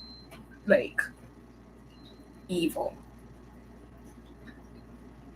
And he went around, trigger warning here, he went around SAing many people, specifically young, Black, queer people who were radicals on the underground scene. He had been preying on me. He had been watching me for weeks. And I knew this, but I didn't have the same consciousness and awareness that I have now. I had to go through that to get to where I am now. He had been watching me and preying upon me for weeks and doing in this song, in one of on Astro World. Remember what happened at that Astro World festival? Just think about that. Astro World is the album that I was listening to, and before the attacks that happened specifically to me starting 3 eclipse seasons ago, I was listening to a lot of Astro World. I want to say that because he is a part of this collective. He's a part of this collective. He's a part of this group. And like I said, they take, so one thing at a time.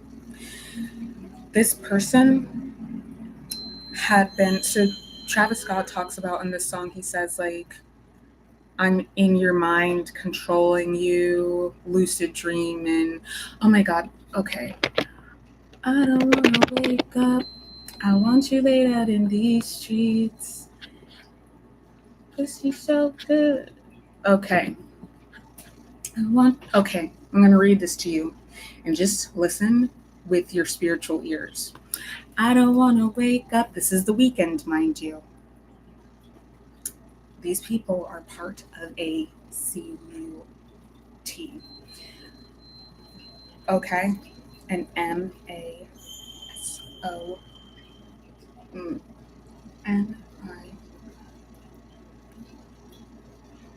Okay?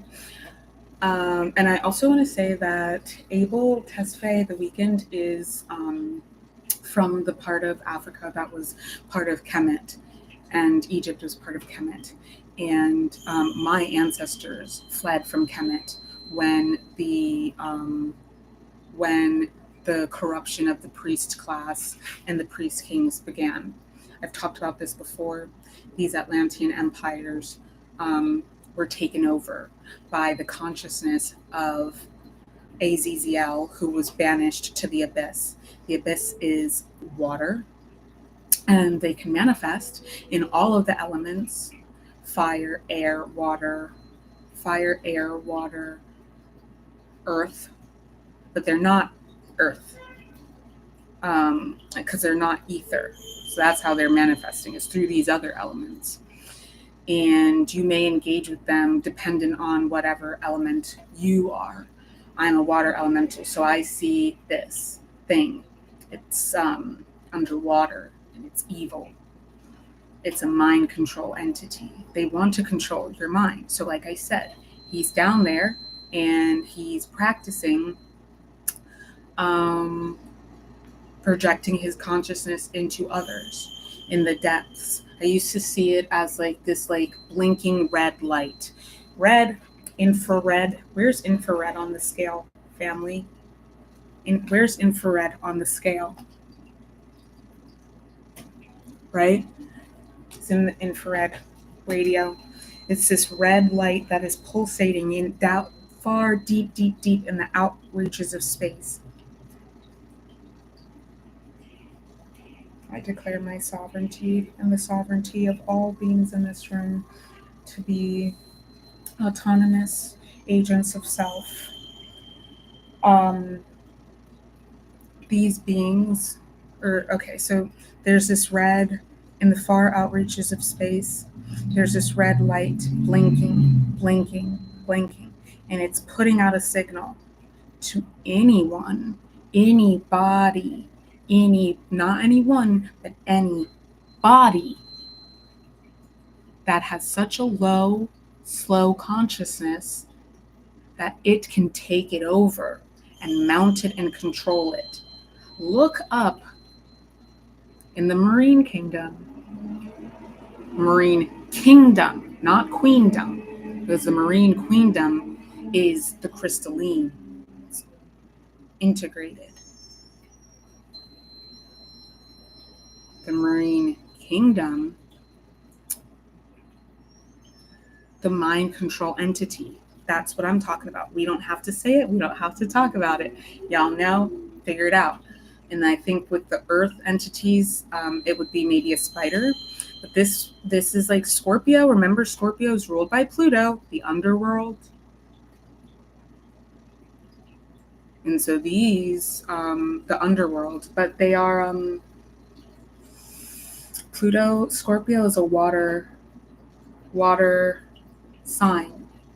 So it has to do with the deep, still waters, the depths, the deepest reaches of our subconscious. It's where a lot of shadow lives and a lot of shame. And that's where they set up this phantom matrix, okay? So what I now realize that red pulsing light is AZZL, putting out frequencies, putting out a signal to find anyone to possess, anybody to possess, to carry out their will. This this being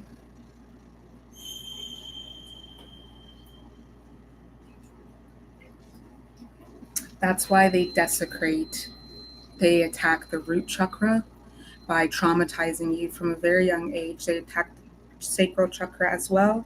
They attack the crown chakra. All of these chakras, it's a many-fold attack.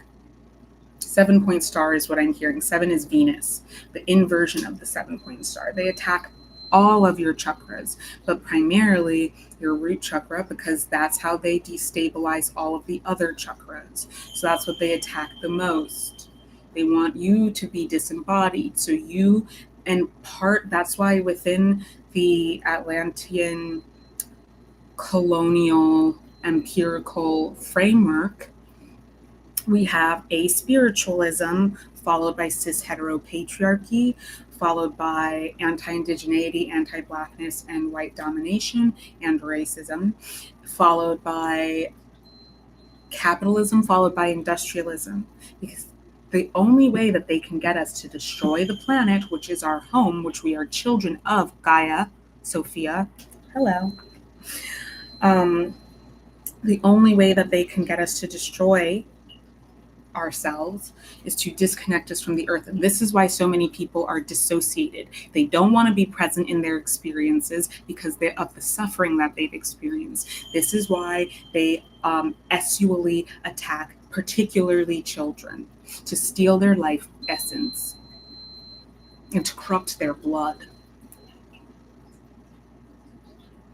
to deform their codes, because epigenetic trauma manifests in the DNA, it manifests in the body, and it is handed down over time. This is the long game. He's been stuck down there a very long time. He was willing to be patient. Okay? And this is a big part of the problem, is that a lot of us are not thinking big enough.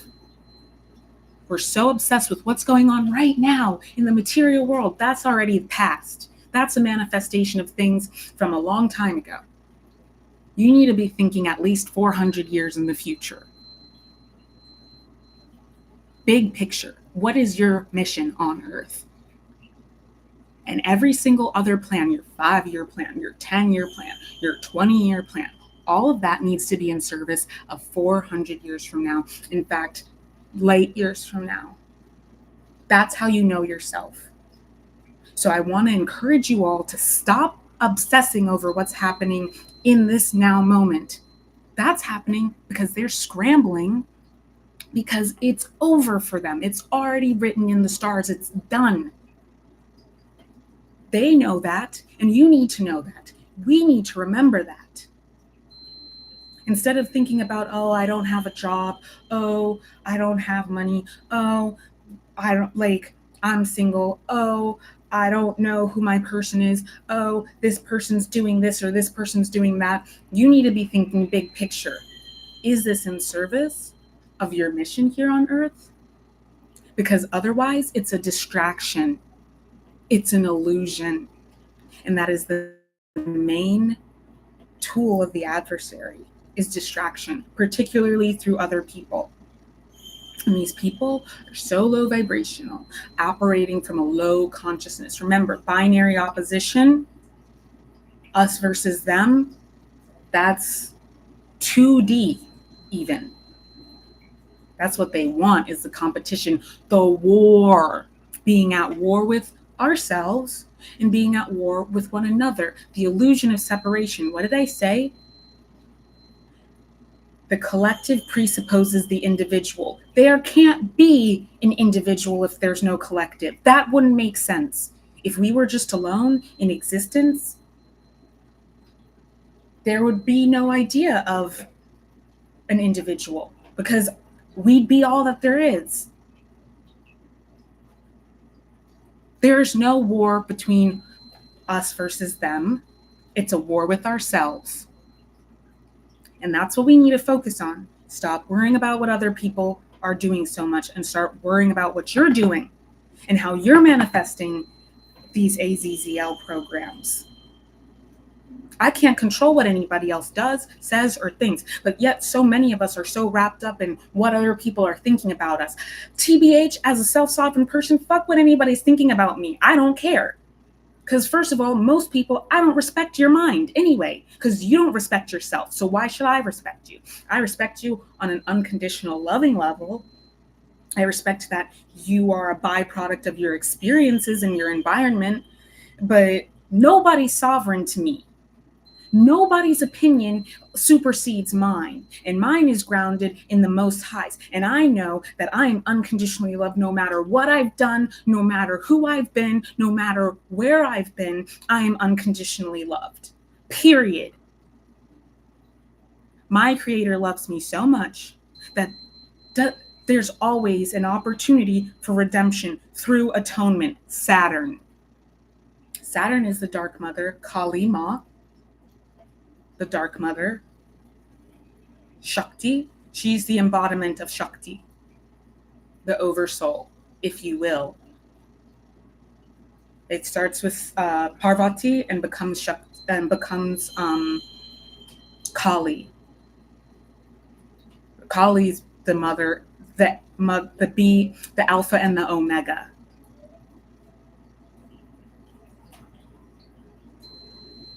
She's the creator and the destroyer. She is Saturn. And what happened was they learned how to, these priest kings learned how to bind the queen in her bones. The divine traps that they set up for us, they learned how to bind the queen in her bones. And imprison the divine feminine within us by subjugating her, by enslaving her through the institution of marriage, by objectifying her through the institution of marriage, to sell her as property from man to man in the cis heteropatriarchy. And how did these priest kings get to be doing this? Because they were actually in service of the priestesses. Their minds were corrupted by this pulsating frequency that was coming out of the deep dark space, coming out of the abyss. And who is that in the abyss?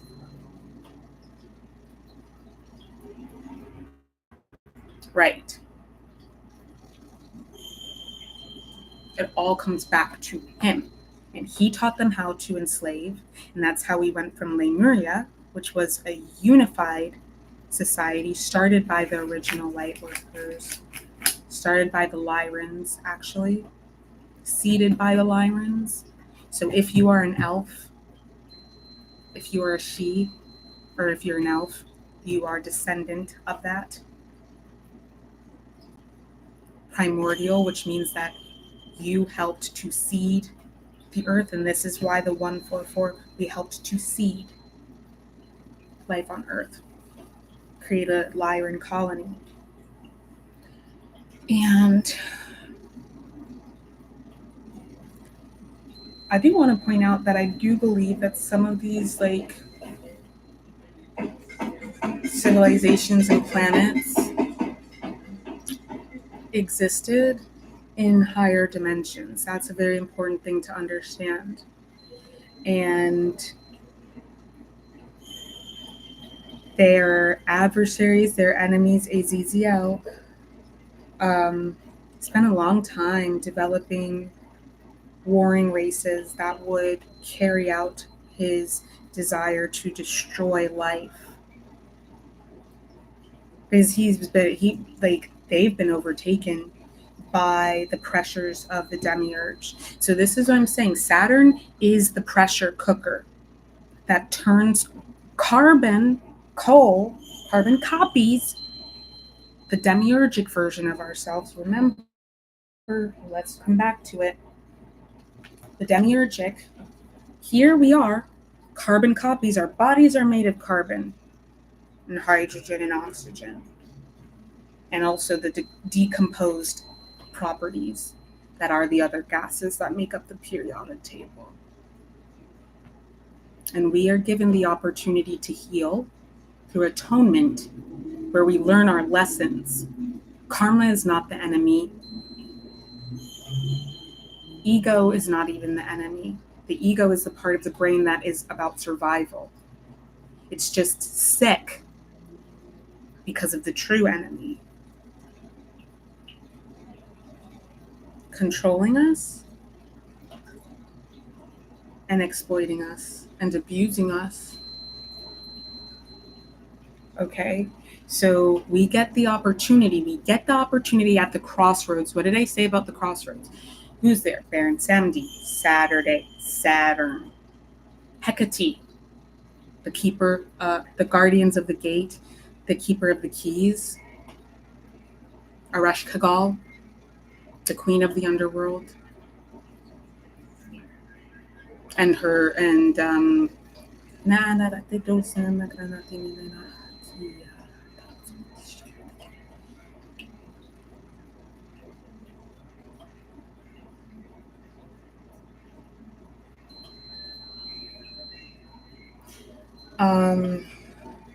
her, well, I won't call her that again. She doesn't want me to. I'll call her Black Madonna. Black Mother is what she wants me to call her. And then we have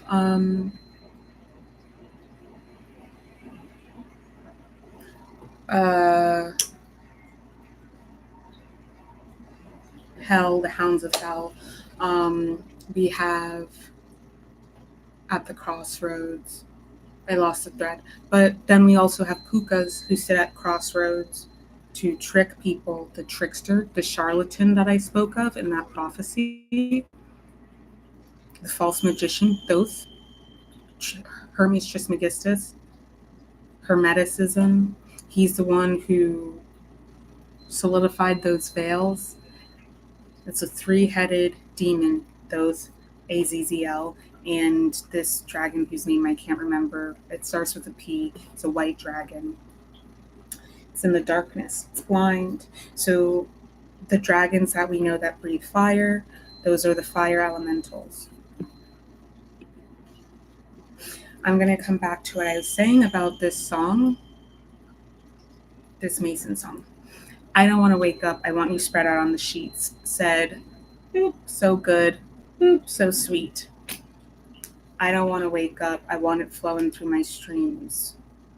Stream of consciousness, anybody?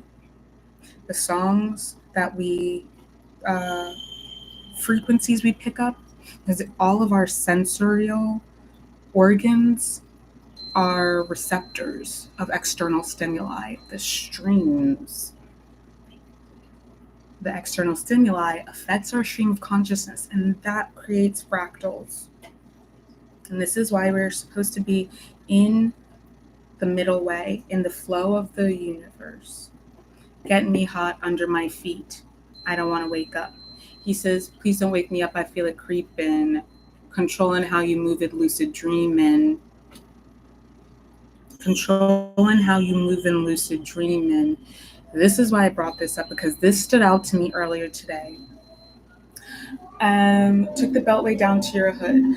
These people are of these dragon lineages that are creating Nephilim so that they can continue to manifest into the human collective and continue to exert oppressive structures over them and power over them. And they're claiming to be like,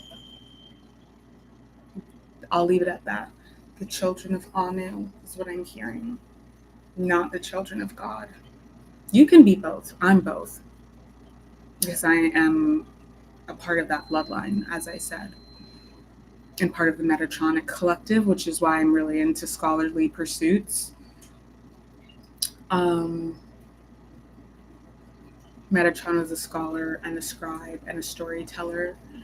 And I want to also say, like I said, it doesn't matter what rank you have. It doesn't matter what kind of level of authority you have. Because when Enoch, who is actually Metatron, he was taken up to become an angel.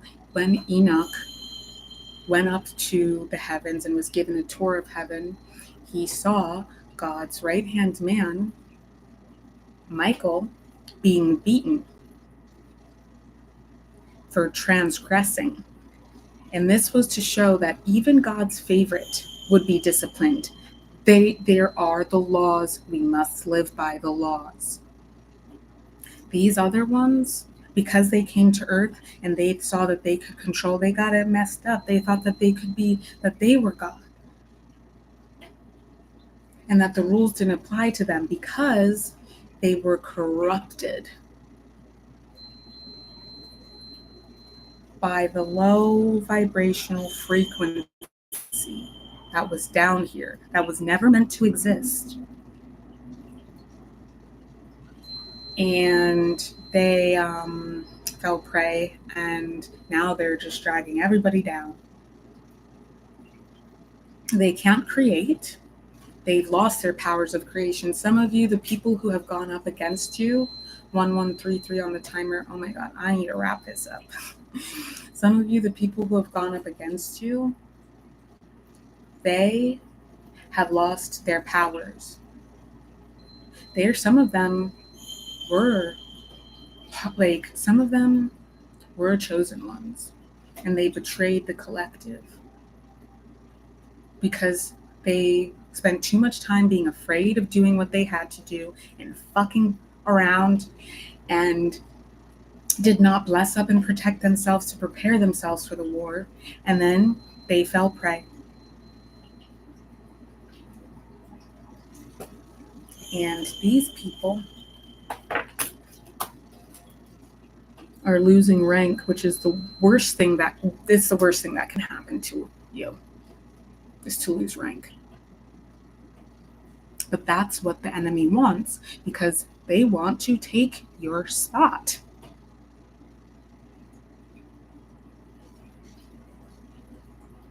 And they want, when you lose rank, you become fallen. They want you to join them. The K-pop industry, I'm hearing. So they broadcast these codes, these AZZL codes, through the media, through the airwaves.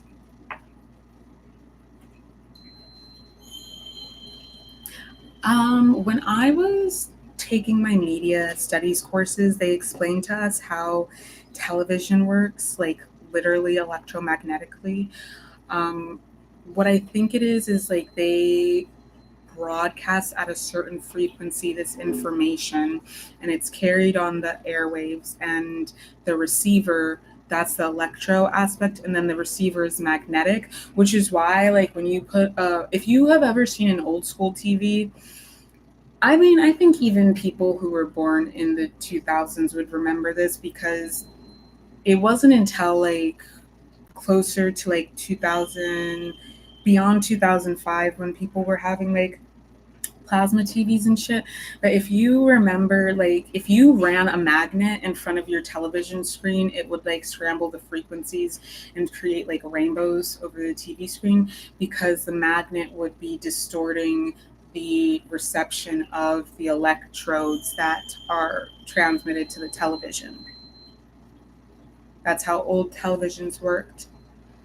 And so, yeah, they're broadcasting it. I want it flowing through my streams. I don't want to wake up. They want also, like, when you're getting this into your subconscious and you're singing along and you're saying this and you're declaring this over your life.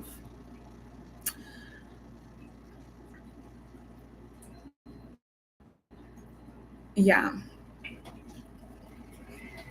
This is like, I want to stay asleep. I don't want to receive consciousness. I just want to continue like experiencing these dopamine rushes. I just want to continue living in the illusion and the delusion.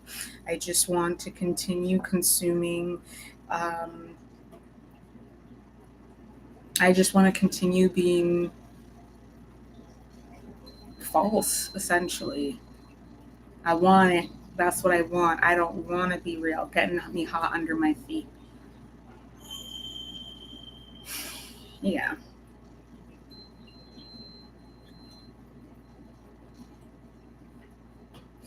And these people know that they are like, this is what I was saying, the honeypot. So this person I dated, he had been like preying on me and controlling how you move in lucid dreaming. He told me that he would control things through lucid dreaming. He told me that out of his face. It was not an insinuation or between his words. He literally said that. He literally said that's what he would do.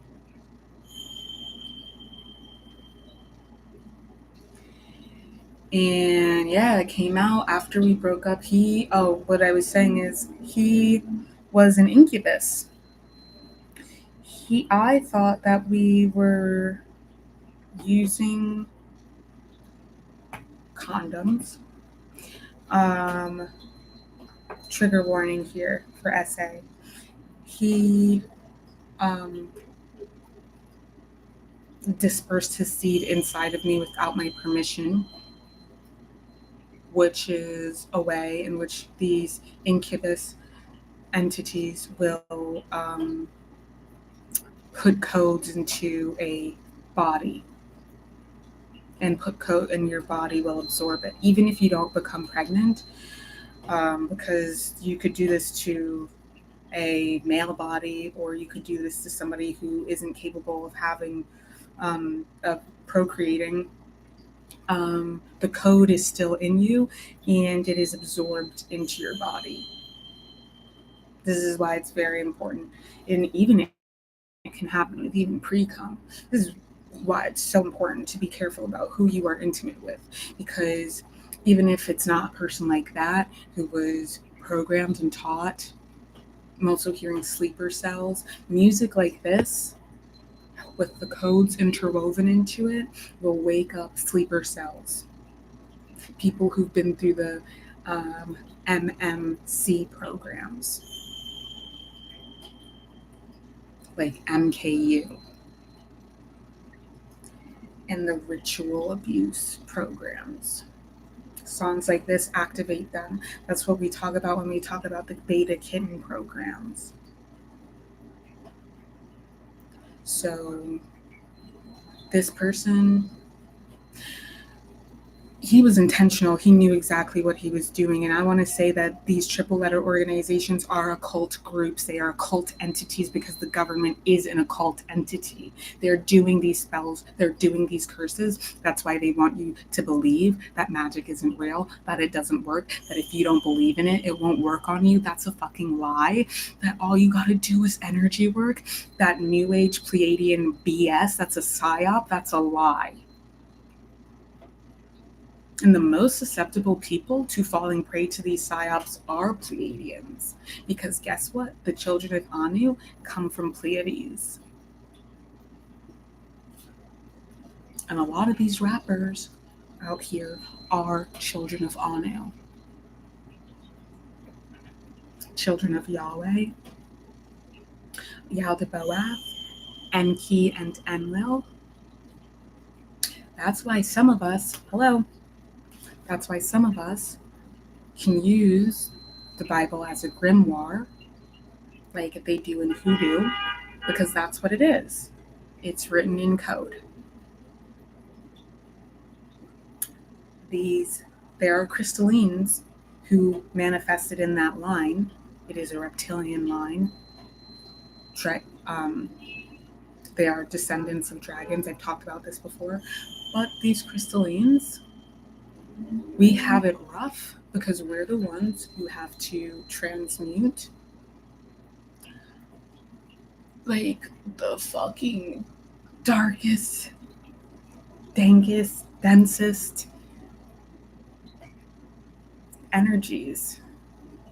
We have tough jobs written out for us. If you are a crystalline in the bloodline of the children of Anu, Pleiadians, and a lot of Lyrians spent time in Pleiades after we had to escape there when our world was destroyed.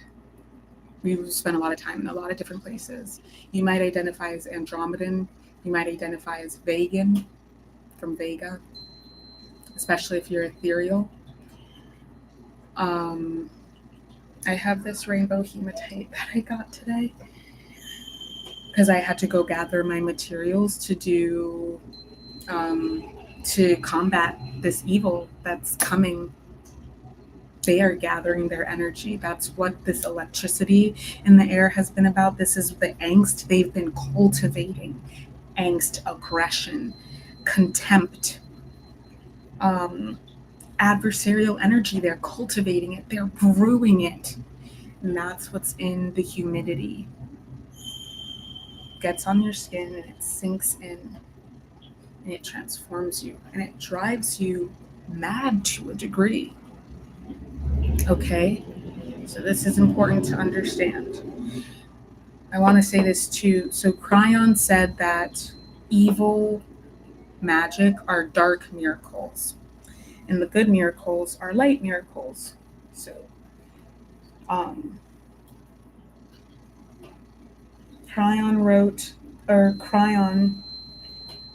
Dean Carroll, I think his name, or Lewis Carroll, or Dean Carroll, or something like that. He was the one channeling 𝗪𝗏, and he channeled the Lightworker's Handbook. It's free on YouTube. You should listen to it. I listened to it back in 2021. It was extremely transformative. But the children of Anu,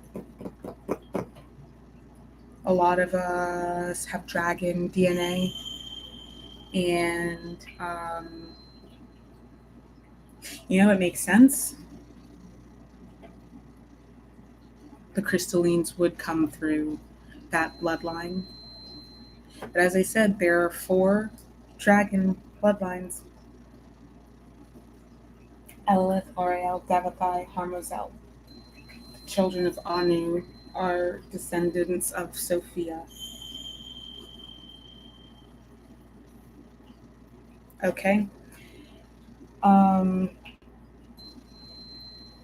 And she is,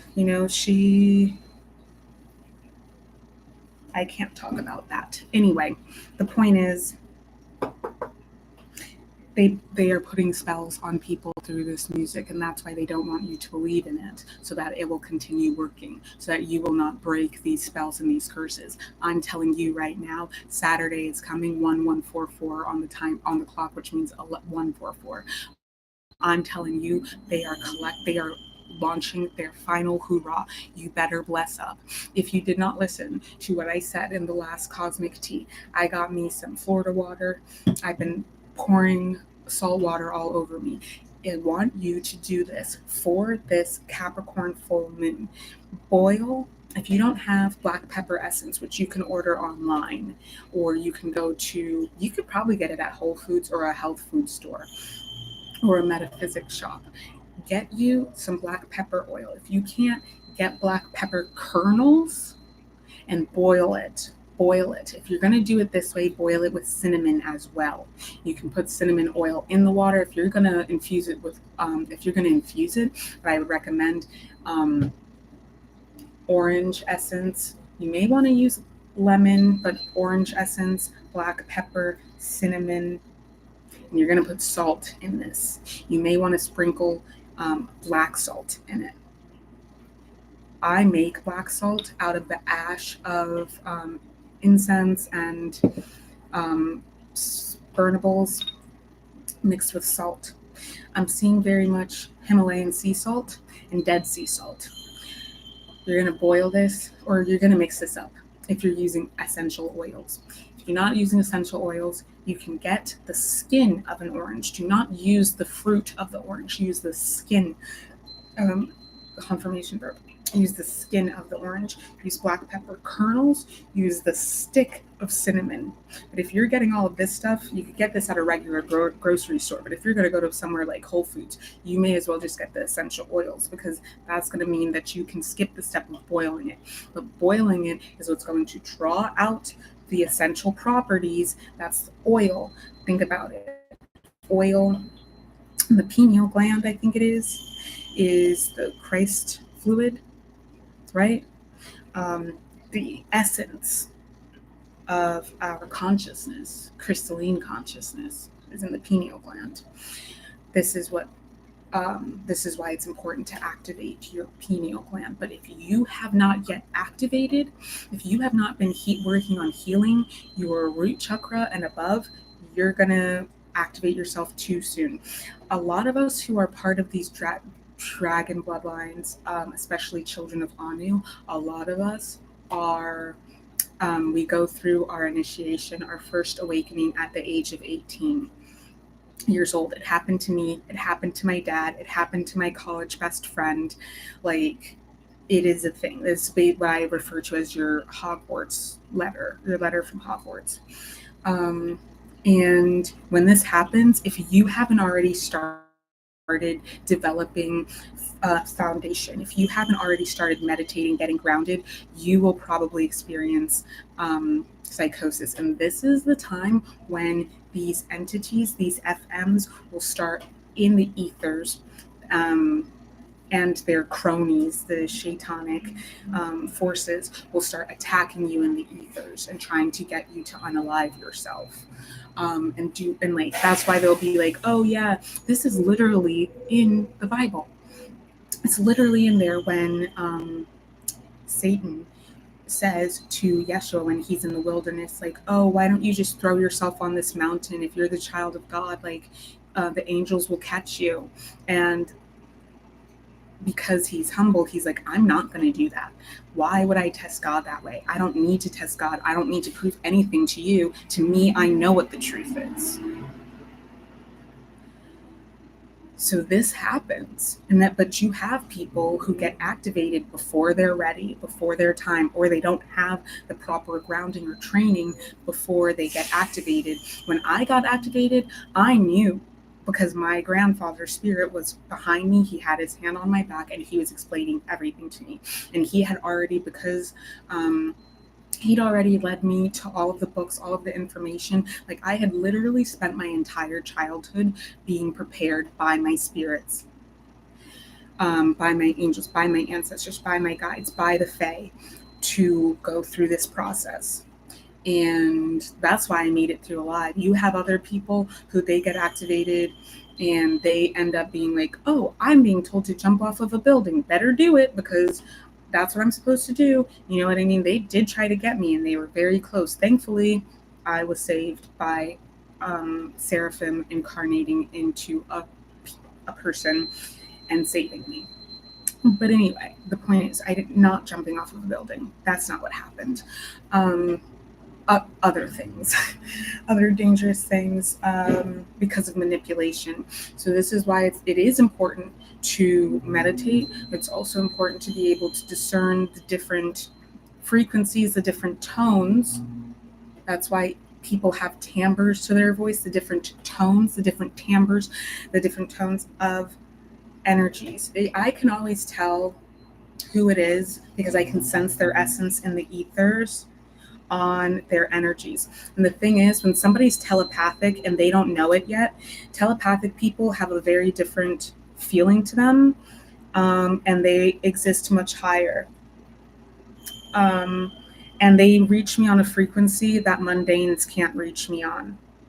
There's also heart telepathy that you might experience with your soul tribe, the person who, that you may experience with your soul tribe. I want to wrap this up because this is going on a long time, 3 hours, and it's going to be midnight and I haven't really eaten much today.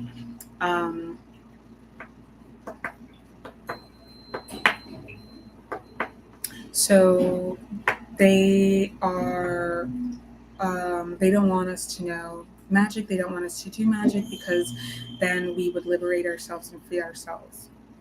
I'm really blessed that I grew up in a family and in a culture where magic was really normal. But even then, I'm the most magical. I'm the one who stepped really the most into this, and a lot of members of my family are still at different levels of captivity. And that's why I can't interact with them, because this is more important to me than whatever worldly, mundane connections there are. That does not have anything to do with me. If I see you on the other side, in New Earth, I see you on the other side. This is the portal to New Earth.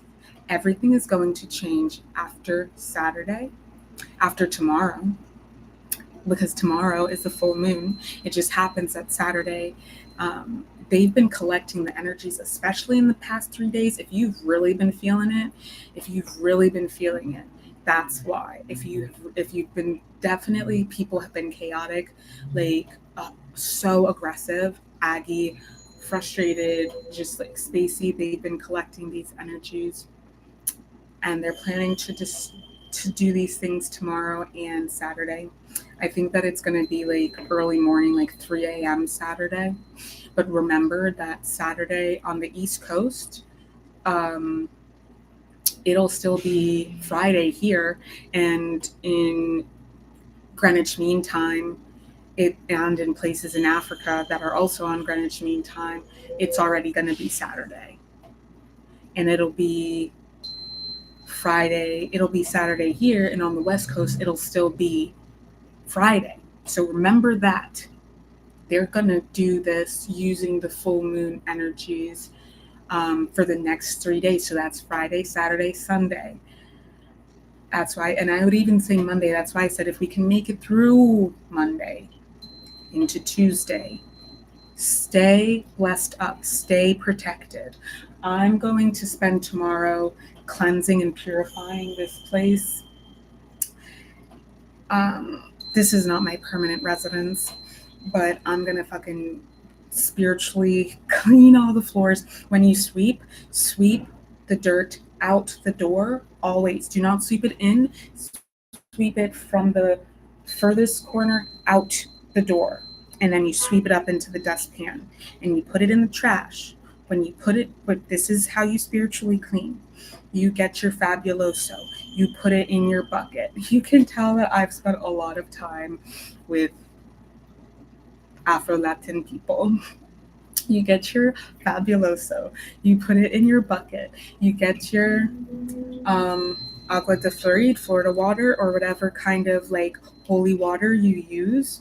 You may even have water that is blessed by a high priest or a priestess, or you may even speak lay codes over it. You may charge it with crystals. You may charge it by the light of the moon. If you have moon water that you want to use, I would say Piscean sun water, purifying, Leo sun water, purifying. And also, I wouldn't use Piscean moon water at all. I would use Leo moon water. And I would actually even use I would use new moon water, because that's for beginnings. And then you can program those new beginnings. But yeah, actually they're saying don't bother to tell people about new moon water because they're not ready for that. You can even make your own Florida water. There are recipes online. You can find them on Pinterest. But that's kind of even what I was explaining to y'all with the water that I was telling you to boil. So you're going to use that water. Now I want you to put salt in your bucket of water with the Florida water or whatever you use with the, what's it called, Fabuloso or whatever you use. It needs to be clear though. And you're going to clean your floors. After you sweep everything the way I told you, you're going to clean your floors. and you're going to have the doors open. This needs to be done in the daytime. So your windows are open, fresh air is coming in, the sun is coming in. And this is going to purify the floor. It's going to purify the energy, because these malevolent energies, they are low to the ground. Okay? And you bring in energies off the street when you wear your shoes in the house. That's why you're not supposed to wear shoes in the house. In my country, we wear house slippers. Actually, in all West African countries, and frankly, in most ethnic cultures, we wear house slippers. But that's why you're not supposed to wear shoes in the house. You clean your floors with this potion. If you want to, use that water that I told you about, where you infuse it with these different energies. But it's, like I said, black pepper, cinnamon, orange peel. Not the fruit of the orange, the peel. I want you to also put quartz in the water. You're going to boil this, you put the quartz in the water, you put shungite in your water, okay? You can even charge it with amethyst, smoky quartz also. This is the base of the water that you're using to wash the floor. You're also going to use this water in the shower, because you're going to pour it over you. You bathe. You can put, if you use shower gel, you can put salt in your shower gel. That will always purify you. You bathe, wash everything off you. You're imagining the light purifying you. You can call in the 𝗕𝗿𝗱𝗶𝗰 collective to help you with this. This is an herb in the Ewe people in West African. Anyways, look it up, 𝗕𝗿𝗱𝗶𝗰. To help you. And you're going to definitely smoke cleanse the house. Definitely smoke cleanse the house. So you have to have the windows and the doors open. Let the stuff dry, and then you're going to go through the house. You go through from the back to the front towards the door. You go through the house, you sprinkle that water again, and you start saying light language. You start praying. You do whatever you got to do.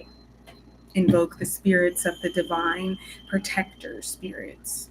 And then what you're going to do is you're going to line your windows with black salt. If you don't have black salt, which you can actually get at Whole Foods, you don't have this kind of black salt, which I don't buy black salt. Like I said, I use my smokables, ash from my smokables, to make my own black salt. I always have. You're going to use that, and you're going to line the door jambs and the window jambs. You're going to line every portal. And then you're resealing everything. So you're going to cleanse your mirrors, portals. You're going to cleanse your mirrors, and you're going to reset your protective barriers. You're going to reset the mirrors as well. You can look up how to do that, how to lock your mirrors and to lock your screens. You can look all of that up. They've got TikToks about them. They've got info about it on Pinterest. You're going to do that. All of your malojos, your nazars that you have around your house, you're going to cleanse those off with that same water that I told you to use, front and back especially. I would encourage you to do your laundry as well. Everything gets cleaned, everything. And smoke cleanse everything. This is a total reset, my friends. Total reset. And sprinkle it. Sprinkle it. I also would encourage, under your mattress, you put some black salt and you put herbs for protection. I encourage you to sleep with protective herbs in a sachet under your pillow. I encourage you to wash your laundry with that elixir that I told you about. That's essential oils, right? You're going to strain it after you make it, if you make it from scratch instead of with the essential oils. So you've done all of this. Now you're sweaty. You're covered in dirt from cleaning. You're covered in grime. You're going to clean the bathroom. Wear a mask. You clean it with bleach. And you clean it with these waters. You wear a mask. You wear your gloves. Whatever you got to do, you do it. And you do this in every room. But the most important things, the floors, the mirrors, the windows. When you're done, you're all sweaty, you're all dirty, you're all gross. Your stuff's at the laundry, because you don't want to be folding clothes when your body's dirty and nasty, especially not now that you've purified it. And you also might even want to put some rosemary in that. You take a bath. Well, actually, if you're going to sit down in the bathtub, you're going to want to shower first, cleanse your body, then clean the bathtub out. Maybe you spray it and then spray it down with the water or pour it out. Then you sit down and you fill your bath and you do all the stuff that you got to do. Or, like I said, in the shower, you wash yourself and you just pour the water on you. And this is what I would really recommend, is pouring the water on you. This is going to wash it off down the drain. If you do a bath, do some Epsom salt, because that's going to loosen up that energy and really draw it out. It should be hot to draw out the energies in your body. Down the drain, it goes all the way down the drain. And then you rinse the tub out. But if you shower, clean your body, you imagine light all over you, cleansing you. Then you pour the elixir over you. Yes, you can use Florida water infused in the elixir, but you should have this water infused with all this stuff I'm saying. And then what you do when you get out, you pour it on your head even. Put it on your head. Goes over your face, your whole body. You rinse off. What I have, I used to sell these in my apothecary. I will be selling them in my apothecary again, my body butters. But if you don't have my body butter, but what I would encourage you to do is, this is why I said you need to have the essential oils if you can afford it, of course. But it can be very cheap on like Amazon. You can get this stuff at Whole Foods too, like I said. I pour black pepper essential oil into my lotion. If I don't make my butter from scratch, I pour it into my lotion. And I would still recommend using lotion even if you use like shea butter and stuff like that, and cocoa butter, because that's all lipids. You need moisture to actually moisturize your skin. This is just skincare stuff. So I would still recommend doing this. But I would also recommend, when I start selling my butters again, that you should buy them. And I put crystals. I put red jasper, tiger's eye, amethyst, and I think I put black crystals too for protection, but definitely those. And I put lapis lazuli in my lotion, and I rub that, and you just smoke cleanse your room one more time. You pray. And what I would then recommend doing, I know you're tired by this point. I know you're exhausted by this point. I'm sure y'all are tired and exhausted watching all this, but this is the tea, y'all. This is the tea. And this is stuff that I hope you're writing down in your book of shadows, because I did say in the TikToks, I did say to come with your book of shadows, your journal, ready to write all of this down. This is how you do it. This is how you have lineages. We pass this down.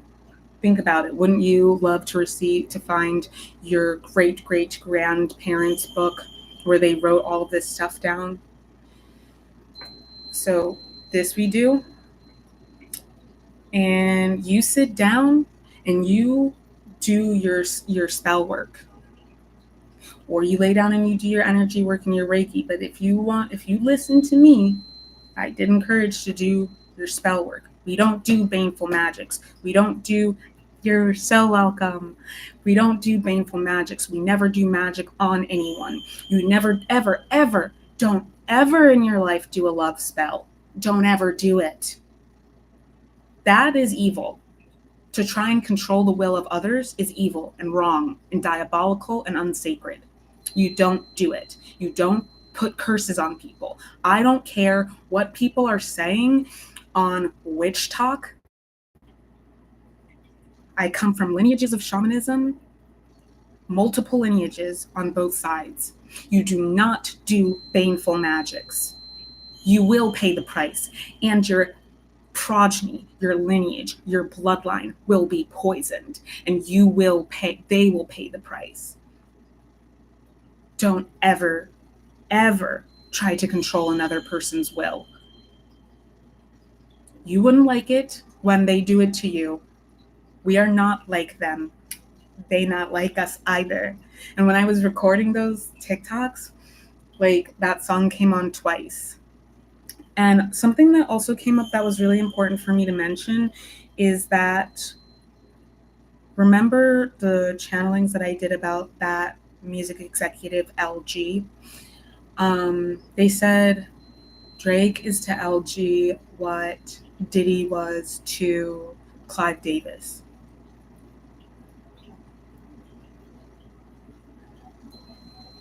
These people have power, have the airwaves on lock. Just remember that. And there are some people who are in the industry who are doing good things, who are counteracting this stuff. But just remember that. And we're very lucky because we have it has been democratized, the internet, but they've even colonized that. It used to be the wild, wild west on the internet. It used to be like Pirate Central. They're controlling the seas, just like in Pirates of the Caribbean. We used to be free and it used to be fun. Now it sucks.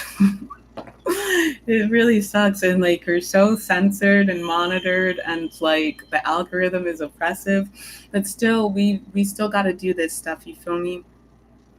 So these people are, servants of the dark one is what I'm hearing.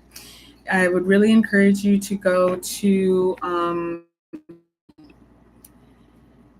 lotr.fandom.com, the Lord of the Rings wiki, and I would encourage you to look up the Ainulindal, the Song of the Ainur. I would encourage you to look up Arda, Arda. Ainulindal is Ainur. Ainur is Ainur. Ainulindal is Ainulindale, or sorry, Dale. Their god is called, their creator is Iluvatar, Iluvatar. But you will find, this is from the Silmarillion, how everything came into being, and everything came into being because Iluvatar and the Ainur sang it into being. Iluvatar was the conductor, and they sang it into being. Unfortunately, Melkor, or Morgoth, spent too much time by himself and began to have sick thoughts. And he decided that he wanted to make up his own sound, and he made a discordant sound, and the Ainur that were closest to him fell. They started harmonizing with him, and then Iluvatar stopped all of them. And this happened 3 times, and he was chastised 3 times. And this is why I said, like, this all happened in the higher realms. This happened outside of the material realms. And that's why anything that happens in the higher realms has to manifest into the lower realms. We're at the end of that now. And that's why they're trying their damnedest to change what's written in the stars, as they say. It's written in that higher realms. They're trying their damnedest to change the 𝗁𝗁. You may have heard readers saying that. They're trying so hard to do that. They're not gonna be able to. But they're sick. They're literally insane. Like I said, he was so by himself. We're social animals. We're not supposed to be by ourselves. He was by himself, and he developed sick thoughts. Like I said, I have people who I love deeply and truly who have hurt me deeply and truly. And I forgive them, but I damn sure don't let them back into my life to hurt me again. I forgive them because they're sick, and I can empathize with that. I can have compassion because of my empathy. I've been sick before too, And sometimes I still am sick. But that's when I get the opportunity, if whether or not I'm going to choose this or this. We get the opportunity. That's the crossroads. That's where we're at. You can ask for help. You can ask and pray for help. Excuse me. So I think that's pretty much everything they wanted me to communicate. Is there anything else? I don't know why I keep bringing my cards over, because I just channel the whole time. Pure light. I do want to do a little bit of cosmic energy clearing. So the problem was we didn't ground and we didn't tune in to the light realms and Andromeda. So we're going to do that now. Just breathe and say yes and accept it. I'll take us on this journey energetically, and whatever comes through, I will tell y'all if I'm encouraged to. So just relax against your support. Breathe deeply in. Hold it at the top. Exhale out through your mouth with a whooshing sound through your teeth. This is going to activate your, what is it called? Vagus nerve. It's going to really help you to divest from the shadow. And not even so much the shadow, but like the manifestation of sickness.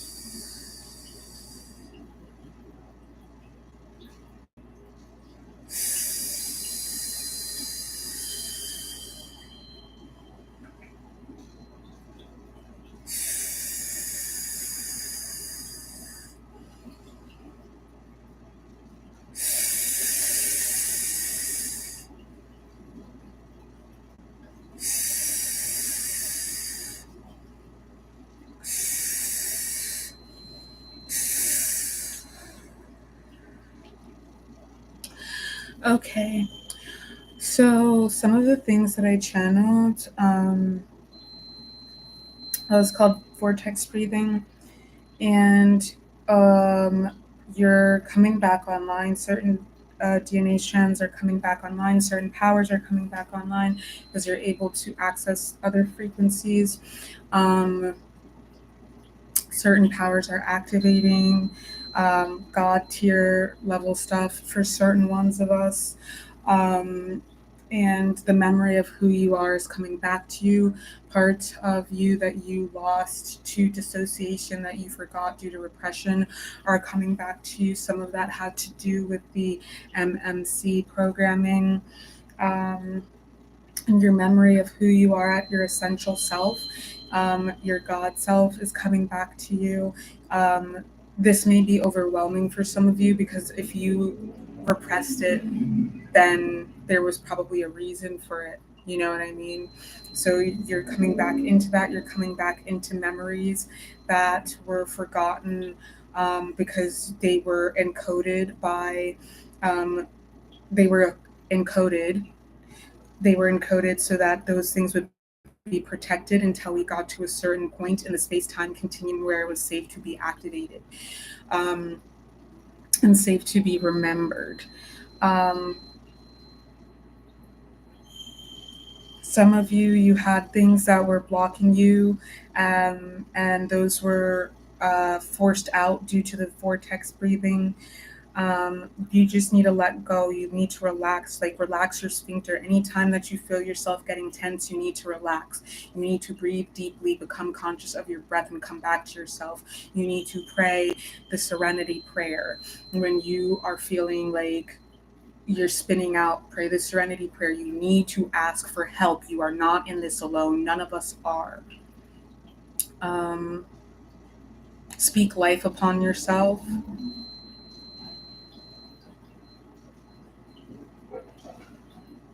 Remember that you can actually access like Akashic states is what I'm hearing.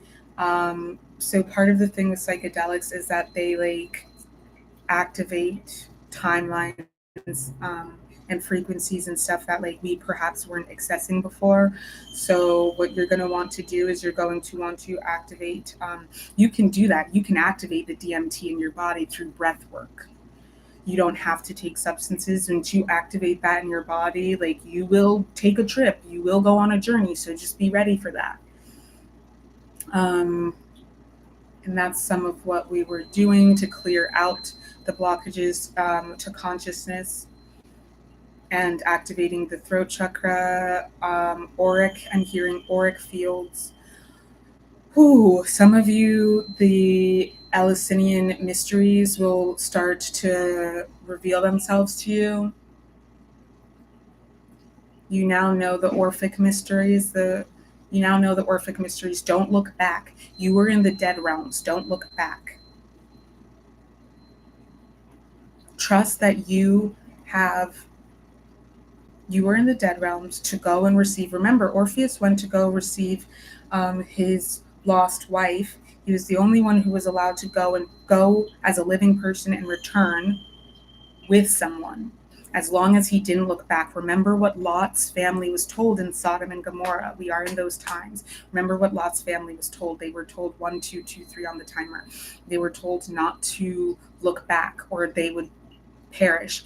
Lot's wife looked back and she became a pillar of salt. Orpheus looked back and he lost his wife. Is it Antigone? No, it's not Antigone. What is Orpheus's wife's name? I don't remember right now, but he lost her. And 32211 on the timer. Don't look back. Nostalgia is a lie. Keep your eyes fixed on heaven. Keep your eyes fixed on heaven on earth, the light realms. Keep your eyes fixed on that. Stop ideating in negativity. Stop, because you're manifesting that. You're giving life to it. Speak life over your life. Speak blessings over your life. Stop ideating in pain. The only thing that those things can teach you is what you don't want. Affix yourself to higher dimensional consciousness. If you need to look at where Jupiter is in your chart, this is going to be a challenge but this is how you will survive Jupiter in Gemini, which is going to be there for at least 3 years. It is in detriment in Gemini. So this is not something that we like. And yeah. So I think that's everything that wants to be communicated. Do not look back with nostalgia. There's nothing for you back there. That is the dead realm. And some of us are really, really going into heaven. And things will still happen, but it won't be able to reach us. It won't have the same effect. Focus on what your job is and what your duty is. Okay, if you need help with that, I would really recommend you to reach out to me via email. I'm going to upload the workbooks. First of all, I'll be uploading the Saturnalia workbook and the Saturnalia workshop recording to the Etsy page to download and review, because this all has to do with the great conjunction that happened back in 2020 at the December solstice. And in the northern hemisphere, that is the winter solstice, and the southern hemisphere, it's the summer solstice. So switching of poles is what I'm hearing, and we're coming back. This was something that was in my notes to show you guys, but we don't have time for that. And then, yeah, so that workbook can be helpful, but I am working on getting my original co-creation and intention setting workbook republished out to you all, and that will be up. But this is something that I really encourage folks to look at. If you want a copy right now, you can email me and ask for it, and I can send it to you. But like, this is going to help you to understand what your mission is, and it's going to really activate codes for you beyond the confines of the 3D reality, to break you out of 1D, 2D, 3D, to break you out of these veils of forgetting, these prisons that are the Hermetic principles. The Hermetic principles only apply to the 3D. It is to teach you how to be a master magician.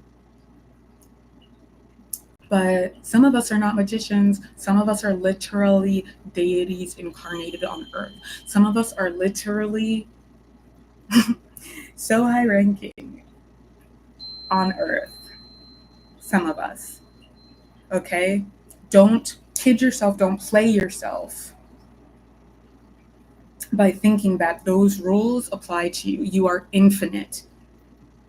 You don't only exist in the 3D, 2D, 1D. Don't get caught up in binary thinking, us versus them. Do not. It is us and them. They are sick. They need to be healed. That is your job. That is your duty if you are a crystalline, if you are a light worker. Okay? I love you all truly and deeply. I really hope that this was helpful. Of course, go ahead and subscribe to my my Substack premium tier, the mysteries, because I do have deep dives into the astrology for the month, into the astrology for each week.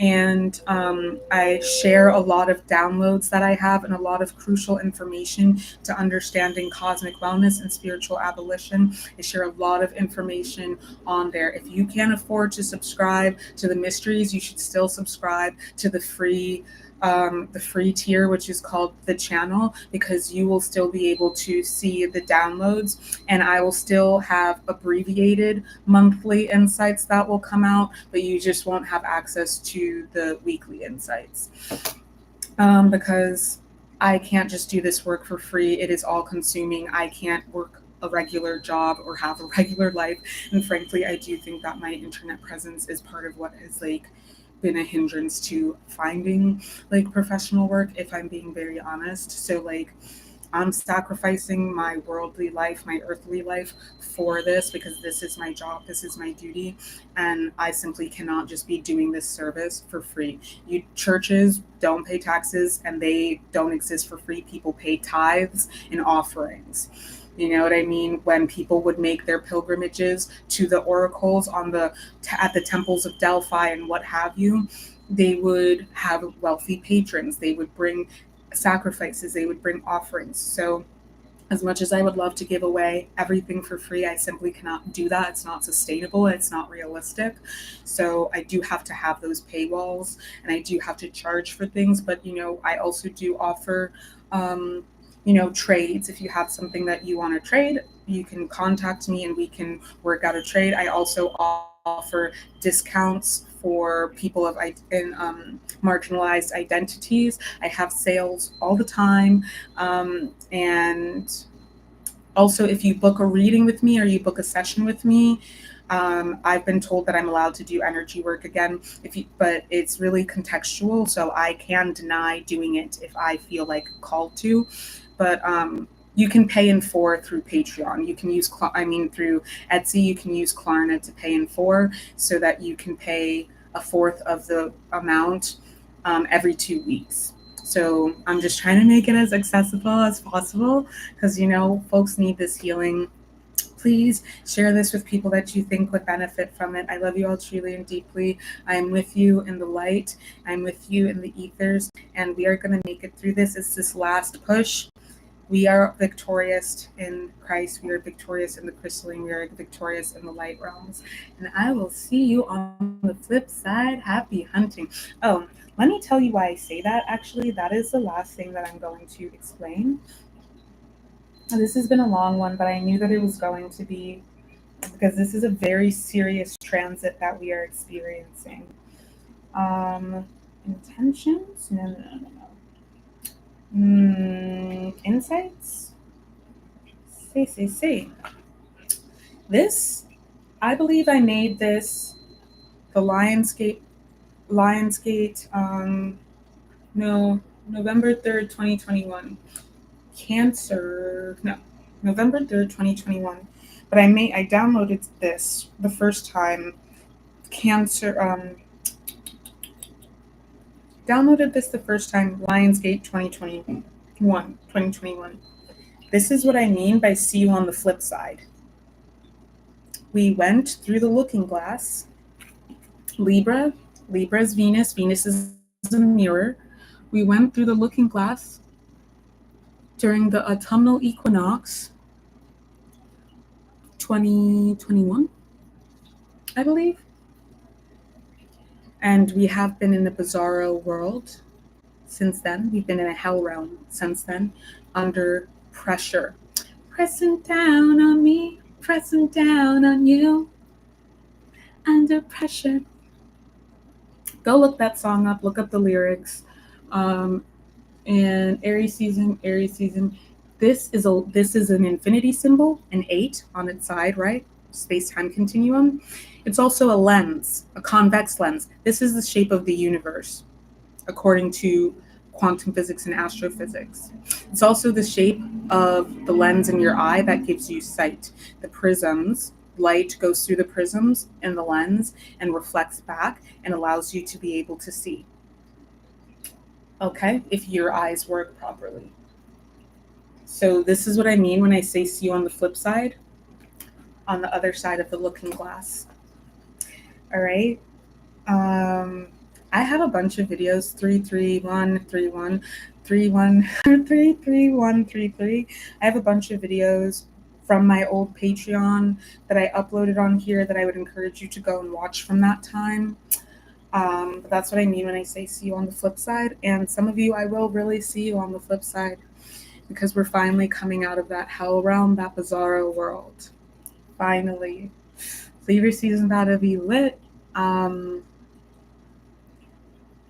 Yeah, the 8/8 portal through Libra season. So just stay down, ground crew. I love you all truly and deeply. Happy hunting.